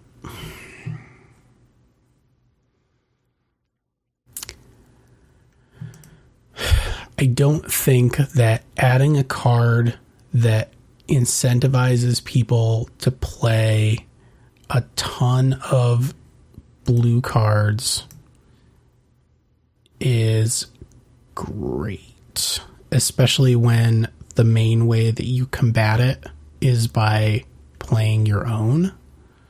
So without like Flusterstorm or Days or something like that to back it up, I think it almost turns into like an admittedly less severe version of like the mental misstep problem. I disagree with that though, because a misstep your misstep is just rancid. No, I get the point you're making, and I think that it's correct from some perspectives, and I think that there are times where it does feel like that, but like the truth of the matter is like that is not the way to fight Force Will. Like the way to fight Force Will is to Thoughtseize them and to rest them and to cast cards like Hymn to Turok and Liliana the Veil, like cards that make them 2-for-1ing themselves really bad, and play cards like Rogue Refiner, stuff like that. Cards that are 2-for-1s against them. Like that is the way to fight Force Will, is to turn the game from like the synergy driven like combo game into this like, numbers 2-for-1 style game that you see a lot more in Standard even. And those are the type of games I like, which is why I think Force Will would be cool in Modern. But at the same time, like, I know people, like, Modern's really popular, and people do like it, that it's like synergy-driven, like, combo-esque game. And if they want to leave it that way, that's fine. But, like, this is my wish list. Like, that's why I want Force Will. So, like, I get what you're saying. Like, yeah, it's going to incentivize people to play Force Will, but, like, at the same time, it just, like, incentivizes you to play, fair cards. And, like, one card that'd be the biggest benefiter from Force Will in this format by miles, I think, is Bloodbraid Elf. Like, if Force Will was in this format, Bloodbraid Elf would get so much better. Sure. And that's the type of thing I'm like, I think Force Will would encourage, and that's the type of Magic I like to play, so that's why I'm, advocating for Force Will. Sure. I mean, I'm not totally against it. It's just that it puts a big damper on sort of like what is possible, or at least what is reasonable in a format. And that is, in my head, that is one of the strengths of Modern, is that a lot of stuff is possible, like, and reasonable. Right. A lot of stuff is possible, and because that is the case, like, the metagame shifts. I mean, like, if you look at Legacy, the decks that are good are exactly the same. Like, the shift, quote unquote, of Legacy is like occasionally they either have to ban something because it's interminable to play against. Well, but like, or a new card comes along that like just creates some crazy busted deck that people play. But at the end of the day, people are just playing Grixis Delver and Burn and Prison decks and lands. Like, I would argue that, like, yes, you're right that the Legacy metagame doesn't shift that much, but I would also say that the Modern metagame doesn't shift that much, except when there's bannings. When there's bannings, there's huge shifts. And when there's, like, new cards printed, yes, there are sometimes shifts. Like, Arclight Phoenix, we saw a shift, but for the most part, Modern doesn't shift that much anymore. Like, the card pool is big enough now that new cards don't make drastic changes. Like, yeah, Arclight Phoenix did. That's kind of the exception. And, like, sometimes people find old decks, like, Lantern or Amulet Titan, like, decks that were, like, that did exist but nobody played with, or Death Shadow, like, those type of things. Like, yes, people do find those, but they don't shift that much, I guess. But anyway, I don't think Force Will be in this set. I'm just saying I think it would be interesting. Sure. What do you got for number 2? Oh, man. An oldie but goodie. A card that was printed in core sets until like 5th edition. that, my friend, is Ankh of Please Mishra, no. card Please no. that I have so much affection for that I have gone to the trouble of making burn decks that have the strictly worse version of him, of Ankh of Mishra, in the form of Zozu, right? Zozu, that's his name. I want to call him Kiki Jiki for some reason. But that's not his name. Zozu the Punisher. Zozu the Punisher. I just... This effect is so good. Like, if you hate degeneracy, you are going to love forcing people to take 2 damage every time they play a land. This card is miserable, man. And it's symmetrical, so it's completely fair. Yeah, that's how symmetrical effects work in Magic. So, I think we got our... Look, I'm playing the show and tell card. We're both going to put either a creature, an artifact, or an enchantment into play. It's fair. We both get to do it, right? Obviously. Duh. So, but that said, I actually do think that Ankh of Mishra would be a way for, because people complain about like the land-based combo decks and, Tron and stuff like that. Like, okay, if you want land hate, baby, I got your land hate. I actually right think here. Ankh of Mishra is a totally reasonable card for Modern. If you wanted it in Modern, I would say that's fine. So there you go. Like I said, people don't have to be happy about it, and I don't think they would be. No, I mean, Bird against another card, most people groan except Bird players, right? But Sure. honestly, I don't think Ankh of Mishra is too much more powerful than a lot of other cards in Burn, so it's just another card that they have access to, which is fine. Fine by me. Yep. All right, my number 2. Numero. My number 2 and 1, I honestly expect to be in whatever product they're releasing, is the card Counterspell. Just blue, counter target spell. Aaron Forsyth has said on multiple occasions he thinks Counterspell would be fine for Modern, good even, but they just will not print that card into Standard. And you can tell because they printed a bunch of 3-mana counterspells and a bunch of situational 2-mana counterspells. And that play pattern is perfectly acceptable in Standard. They figured it out. Those are the right mana costs. That's all good. But in Modern, Modern's not a format where everything's healthy and the mana costs are right. Modern's a format where it's people just play the best mistakes for the last 15 years, and that's just the cards that see play. And in that format, you really need a cheaper counterspell than 3 mana. And honestly, Counterspell's really good, but, people play Logic right now, and they play Mana Leak, and those cards they're not that good. Honestly, they're fine. They're playable Modern cards, but they're not good. And, yeah, Counterspell is definitely better than those cards, but, at the same time, it's not really all that much better. And spending 2 mana in a Counterspell that costs 1, or, 0 in Metamorphose's case, just isn't all that great. So, while I'd be happy to have it, I think it's just totally a reasonable card for Modern at this point. Yeah, I mean, it's I would be much happier with Counterspell than I would be with Force of Will. I'll say that much. Am I necessarily thrilled at the idea of just always having to? I mean, I guess you kind of have to do that anyways. I guess it just makes Logic not unplayable. And well, maybe you want the 5th Counterspell. Who knows? You probably don't, but you could. You could. You never know. You never know. Yeah, I mean, that's my thing. What was the last time you were upset you got Logic knotted? Yeah, sometimes it feels bad when your spell gets countered, but Logic knot decks haven't been good for a while, man. And even there's a bunch of blue decks in Modern that 100% could play Logic knot and just don't because the card's just not that good, right? Sure. Phoenix could easily play Logic knot. It puts so many cards in its graveyard, and it doesn't even use the cards in its graveyard. As long as you're not delving your Phoenix, it's totally fine. So, if it wanted to play Counterspell, it could, but, it just doesn't. Yeah, no, you're right. Yeah, All right, I'm in. I'm in for Counterspell. Like I said, I won't be happy about it. I reserve the right to complain about it. That's fine. You can grumpy old man me all you want, but in your heart of hearts, you kind of want Counterspell back. I mean, look, it was... You're a Delver player, Aaron. It was you want Counterspell. Delver wants his friend. Give him his toys. Look, it was annoying 25 years ago, and it will be equally, if not more, annoying now. But I guess I would deal with it. All right, what's your number 3? My number 3 is Innocent Blood. I've been talking about this one for a long time. Me and Innocent Blood got some history. Yeah, I'm honestly shocked Innocent Blood just isn't in Modern. Like, it's the type of card to me that just seems like it's totally acceptable for Modern and just, like, hasn't been reprinted for whatever reason.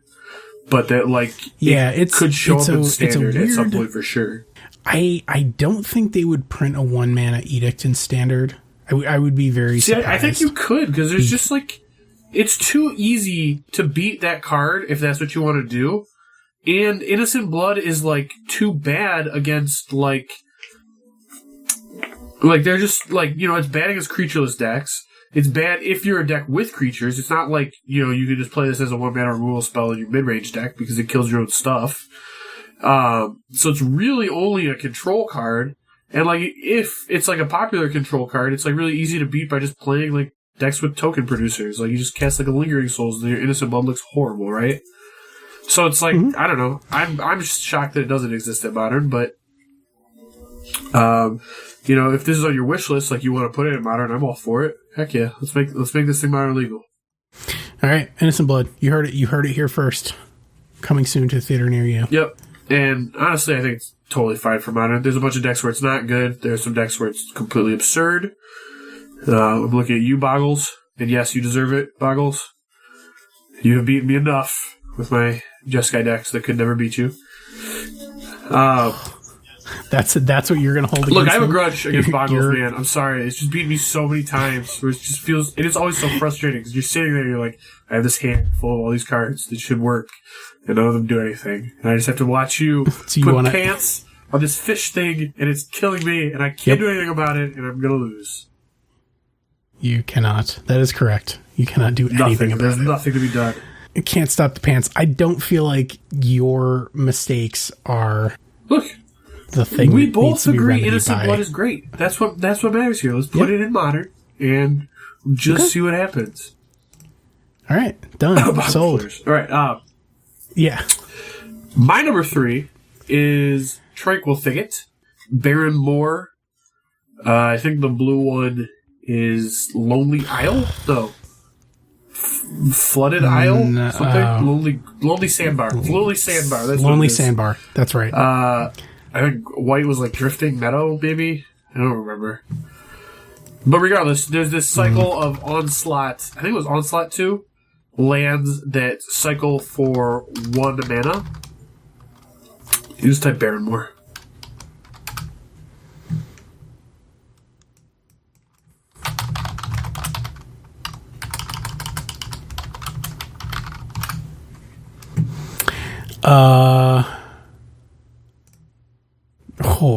They're like commander standards. Yeah, they're from Onslaught. Yeah.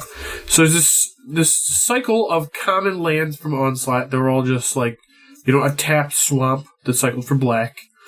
It was like Baron Moor. I don't know. We named them. Baron Moor, Forgotten Cave. Forgotten Cave is sweet. Lonely Sandbar. Lonely Sandbar.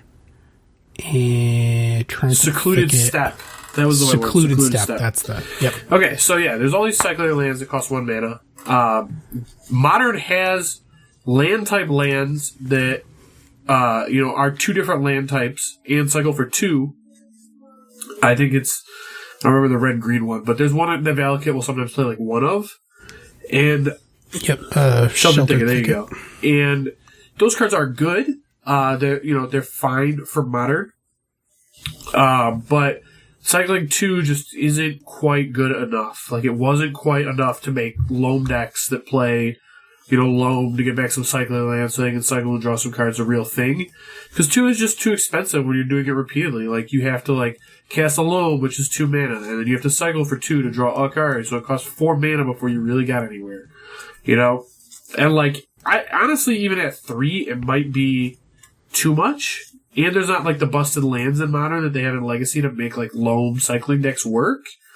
But I would be interested to see these cards. Like, I think they're cards that decks could play. Like, burn decks would pretty often just play Forgotten Cave in them just because, when you're flooding and burn, you can just cycle your Forgotten Cave and it's cool. And it just makes, Modern more interesting, I guess. So, I think they'd be a cool addition. I don't think they're too powerful for Modern, and I would like to see them in the format. Agreed. I you know me, I love a good loam, and I actually, part of the extended deck update that I did, I made a Baron loam, because that was a deck, and extended was just 1 mana cycling lands and life from the loam and all that shenanigans, and so I remade it with the Amonkhet Deserts, and honestly, like, it worked. It worked against. It was really good against control decks because it was just like control mid range, because you just grind them out. Like, I was out grinding like blue white control because they couldn't keep up with every single turn. Like, get all my lands back, cycle 3 lands, draw 3 cards. Okay, do it again. Like, that. So it does exist, but it's not like, I wouldn't bring it to a GP kind of thing. But it'd be cool for the format to have access to, I think. It would be, yes. I think it would be very cool for there to be more support for a loam archetype in Modern. Agreed. What's next? Oh, yeah, this one's easy. This is like, literally no one who listens to the show will be surprised to hear me say that I would like to just have straight up big pox. It missed the cutoff. It was in 5th or 6th with new art, no less. And it never quite made the transition. It's a little bit of a confusing card. I don't think they would ever put it back in standard. So I would be fine with it entering the format in this way. And it just sort of, it allows for a more like straight up Pox deck to exist. Sure. And 8-rack Pox could use some help. Those decks aren't even close to viable, so I wouldn't hate it. Yep. First of all, they're viable. They're just not. People aren't playing. Yeah. Look, just because it's not viable to you does not mean that it is not viable. And yes, we would like to have big Pox. Okay. Royal Right, We, go. too, for the record. Yeah, so it's right. It can be, Royal We can be 1. It can be 400. Yeah, there's no way to know. That's all I'm saying. No way to know. My number 4 is Factor Fiction. I don't get this one. Honestly. Yeah, this one's dangerous. I'm a little scared of it. I don't even think it's like great in Modern, but it's a really powerful card, and I think it's interesting. I like that it creates interesting decisions in a game, if you will. So for those that don't know, Factor Fiction is 3 and a blue, and it says reveal the top 5 cards of your library. An opponent separates those cards into 2 piles. Put 1 pile into your hand and the others into your graveyard. So essentially, there are a bunch of cards like this that have been printed. I think back, there's like, there's one that's like the reverse where you make the piles and your opponent puts one in your hand. And there's another that's like the same thing, but 4 cards instead of 5. And all of them were just not powerful enough. But,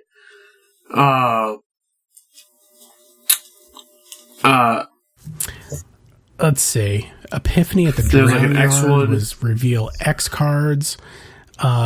Truth or Tale is probably No, I was the one thinking you were of Steam thinking of. Augury. There was- Steam Augury. Yep, that was people. But there was carped about one that from like a when recent it was standard spoiled. set. I don't remember what it was called.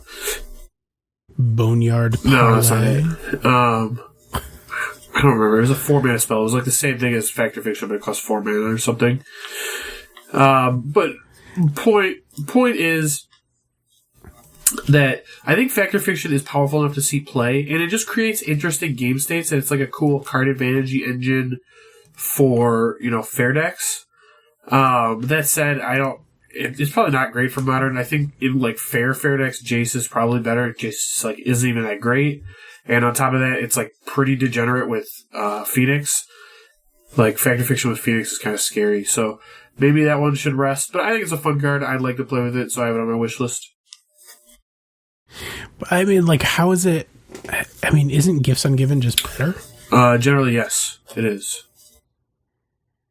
Because I think Gifts Ungiven was one of the things that they printed that was supposed to be like a quote-unquote fixed Factor Fiction. Well, the thing with Factor Fiction, though, is that you get the card you want, right? Like, Factor Fiction is like, usually what it comes down to is like, you either get 4 cards you want less than the card you really, really want, in which case you have to choose between, like, do you take the card that you really want or all these resources? Or it's like, 3 cards or it's like 2 cards you want a little more. And it just creates these interesting decisions. Like, I don't know that it makes the format better or like or it's necessarily good for the format. And like, that's not what I'm arguing here. It's that I think it actually just makes gameplay more interesting to have an effect like this, where like both players are like kind of, like mediating the outcome of one card. Like, I just think that gameplay aspect is fun. So, like, I think it would make games more enjoyable to me. And I am not sure, like, how good it actually is, like, that type of situation, And Gifts doesn't have that. Like, I agree. I agree with what you're saying that Gifts is probably, like, a better version of that effect.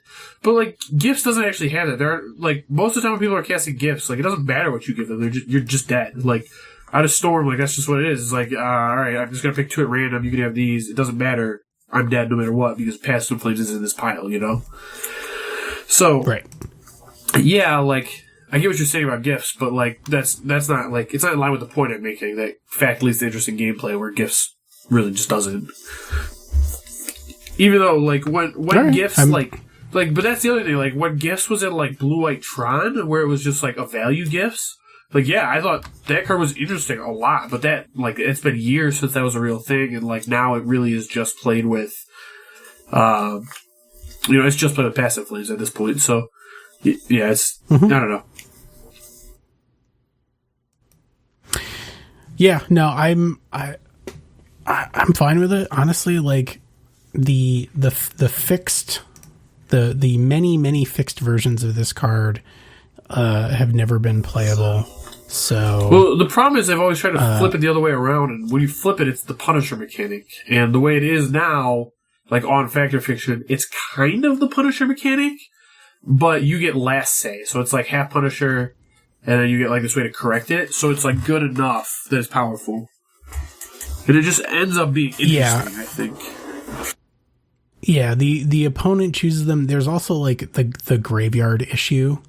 Like some of the fixed versions have put the cards on the bottom of your library, so you can't use it as like a graveyard combo engine.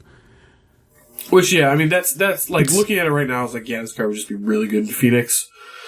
But who knows? I don't know if they need the juice. They probably right don't, but at the same time, like, I don't know, maybe it's alright. Who knows?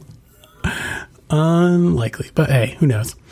All right, so my number 5 is a deep cut, a card that sees play in exactly. I've never, like, deck. you mentioned this card and I had never heard of it, and now that I'm looking at it, I think I remember this picture because this picture is kind of grotesque and looks. It's very weird. Yeah, the guy looks faintly. He looks odd. It's an odd looking dude. I mean, it's from Scourge. It's like a 90s Tim Hildebrandt like man machine guy. But anyways, so it's Daru Warchief. There was savvy listeners may remember there's actually a cycle of these war chiefs from this period of time. Goblin War Chief was recently printed into Modern and Standard, and it previously did not exist. Their Undead War Chief was time shifted. It's the zombie version of this, but it doesn't see a lot of play because it's very expensive. It's like 5 or 6 mana or something like that, but it gives them all like +2, +1 and something else. It's a crazy card.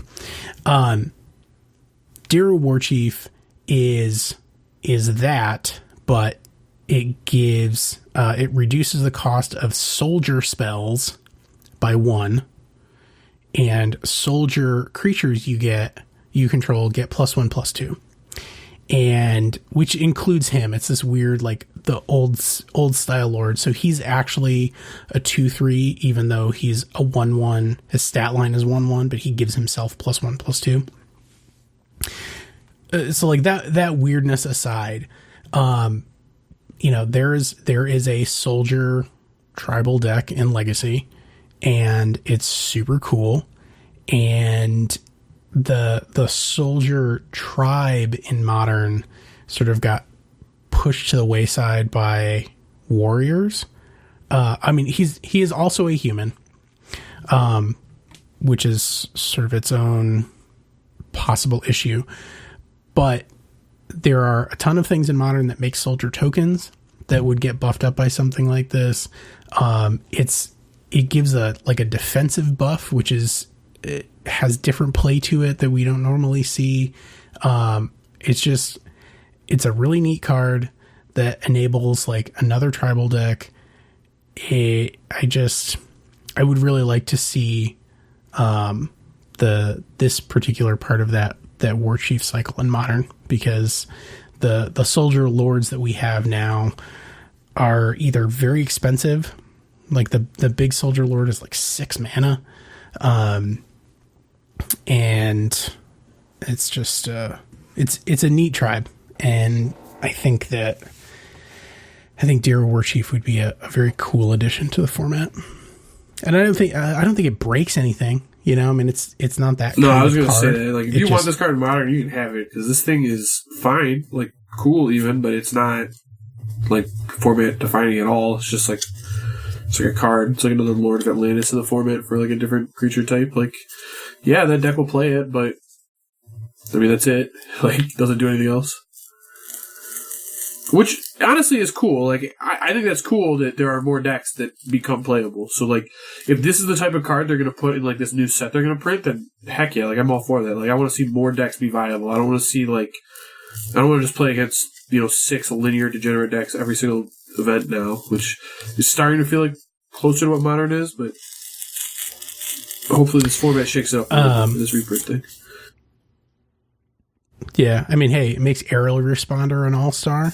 Sure, if you say so. I don't know. I don't know about that, but hey, 2/3 flying vigilance lifelink gets bumped up to 3/5 flying vigilance lifelink. Yeah, seems good. All right, my number 5 is also Thalia is a soldier. I just want to point that out. That's a good one, right? That's the real thing. Is like I think Tide Taker is also a soldier. That would make sense. But like Preeminent Captain lets you cheat soldiers into play. That one was an M15, M15 right? All-Star. Yep. But the Legacy version is like a Suppression Field, Chalice, like Chrome Mox, Prison-y aggro deck. But it could very easily make the shift over to Modern. I agree. Okay. My number 5 is Mother of Runes. I know what you're going to say. She's a human. Might be a little too good for the format. And yeah. Look, you're not wrong. But I like Mother of Runes. I have a soft spot for the card. I think it's really powerful. and it incentivizes creature strategies. Like, it's really powerful for specifically white creature strategies, which, yeah, might be too good because Humans was too good. But honestly, like, when Humans was really good, I liked Modern a lot. And I've liked it a lot less when it was, like, KCI or Dredge or, whatever deck like that was defining the format. And Mother of Runes does come with some weaknesses. Like, she's a 1-mana 1/1 that doesn't do anything until she untaps. So she's really bad against Gutshot, which is a card people are playing right now. I don't know. Maybe she's too powerful, but at the same time, I think it's the type of card that I think would be interesting in Modern. So, maybe it's okay. It also is just like really good against the type of decks I like to play, and not really good against most of Modern. So maybe it's just like screw myself over type wish list here. But I don't know. I like Mother of Runes. I've played some Death and Taxes in Legacy, and I think it's a fun card. So for all of the reasons you said, I don't think that it does much more than like make old non-Eldrazi Death and Taxes like playable. Well, I think it'd just be like really good Humans, honestly. But like at the same time, like it creates some play. Like there's a lot of interesting decisions that come up around Mother of Runes, and there's like a lot of ways to play around it. I don't know. Maybe it's too good. I guess we'll find out. So my honorable mention, like kind of shoot for the stars, is Goblin Lackey. I want goblins to be better for entirely selfish reasons, and Goblin Lackey does that because it's just a 1-mana Warren, at least a half a Warren instigator, but it comes down a turn earlier. So that's it. It's just more goblins. Goblin Lackey might be pushing it, but I don't hate it. I think it'd be fine in Modern. It's a really powerful card, though. There was a long time where it was considered the best 1-drop in Legacy. I mean, that's saying something. Yeah. Oh, yeah. Sure. That time was before Deathrite Shaman was printed. But, point be made. All right, my honorable mention is Swords to Plowshares. I'm sure you're not shocked that I'm mentioning this, but I really, really, really don't like pathing creatures early, and it's something that my deck really makes me do. And I also just... It's so frustrating to me, like, the downgrade between Path and the next best white spell in Modern. Like, the other ones are just... The other white removal spells are just so bad. And, like, in red decks, like, the downgrade from, Lightning Bolt to Burst Lightning or Fiery Temper or whatever you're playing. Fiery Impulse. There's so many, like, close to Lightning Bolt seconds that are all, like, worse than Lightning Bolt, but, like, not that much worse. Like, Shock is, worse than Lightning Bolt, but, like, not that much worse. The downgrade from Swords to Block, or from Path Exile to, like, Condemn is, like, pretty drastic, and Oust is, like, pretty drastic. And then after those, like, there's not even a good 2-mana removal spell in white. Like, the next one is, like, at 3, it's, like, D-Sphere the deck plays, which is just, like, so bad. Like, there's just not options after Path. So I would just like something like that. Swords might be too good, but at the same time, like, reactive decks that give answers just aren't good in Modern anyway. Like, it's just not a spot they like to be, so maybe Swords would be okay? I don't know. Blue-White Control might be way too good, though, if it had Swords and Path, but... Yeah, well, I think then you end up with, like Esper Control becomes, like, a ridiculous thing, because you have Path, Swords, and Fatal Push, and you're just, like...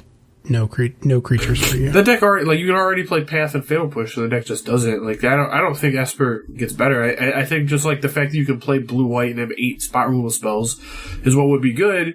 But like, I don't know. I mean, all this too is assuming that like other cards are in this set, and like you never know what's going to be in there. Like, they could print crazy stuff. Like, these sets before have had stuff like Leovold and True Name Nemesis, which True Name Nemesis is such a way too good card. That said, like, another card on the Swords to Plowshares thing I'd be happy with is I think Council's Judgment would actually be cool in Modern. Just like an untargeted, targeted removal spell that costs 3 mana and it's just a 1-for-1 trade is actually pretty interesting. It's a cool card. It's an answer to Planeswalkers, which the format could use more of. I don't know. It'd be cool. Yeah, I mean, I want a 1-mana instant speed card in every color that destroys a planeswalker. That's a little... And maybe a colorless one, too. Yeah, just colorless 1-mana and destroy target planeswalker? Alright, yeah. I don't think that's going to happen, but that's fine. I mean, it could be sorcery speed. I guess that would be... Alright, man. Look, I'm willing to be reasonable, okay, in my design requests. So that's pretty much it, and we're both feeling a little under the weather. So it's you're gonna have to make do with a 2-hour episode because we're not feeling. I was gonna say. So before we get to the spice rack, you can follow us on Facebook, facebook.com/Turn1Thoughtseize, all spelled out. You can follow us on Twitter. I'm at T1Thoughtseize. Zach is at A22EN. You can watch a stream at twitch.tv/T1Thoughtseize, sponsored by our friends at Card Hoarder. You can see our YouTube videos at youtube.com/Turn1Thoughtseize, all spelled out. You can read my columns at blog.cardkingdom.com. You can become a member of the Thoughtseize Cabal at patreon.com/Turn1Thoughtseize. And you can see all of our content at turn1thoughtseize.com. The spice rack for today, courtesy of me, is Locket of Yesterdays. I just really like this card. So Locket of Yesterdays is a 1-mana artifact from Time Spiral, which already predisposes me to liking it. And it says, spells you play cost 1 less to play for each card with the same name as that spell in your graveyard. And it's one of those things that just like feels really busted, or like potentially busted, and people just haven't like done it, or it's like a turn too slow or something like that. But I really like the stuff that comes immediately to mind with this is stuff like, if you have a Locket of Yesterdays in your graveyard, you get to play your other Locket of Yesterdays for free, which is interesting because there's no like can't reduce it to 0 clause. I actually looked at this recently with Goblin Gathering, that new spell from the like accumulated knowledge of goblins from Ravnica Allegiance. It's 2 in a red for a sorcery. Create a number of 1/1 red goblin creature tokens equal to 2 plus the number of cards named Goblin Gathering in your graveyard. So like at 3 mana, you get you get 2 goblins, then 3 goblins, then 4 goblins, which for 3 mana I don't love, but for like 2 mana or 1 mana with Locket of Yesterdays, I do like that a lot, because it just gets like better. And so just like as a value card alongside something like Faithless Looting, I don't know, it just feels like a powerful effect. Super cool card, great art from Time Spiral. I think that somebody should find a home for this card. It's like on my list of cards to find a home for below 600 other cards. So go out and somebody figure out how to make this card playable and then get back to me, because I would really like to play with it because it's cool. It's fair. I'm not going to do that, but someone will find it. Hopefully someone will find it, and we'll make this 10-cent uncommon from Time Spiral, the new Mishra's Bauble. Okay. There you go. All right, that's all we got. Thanks so much for listening, and we will catch you next time.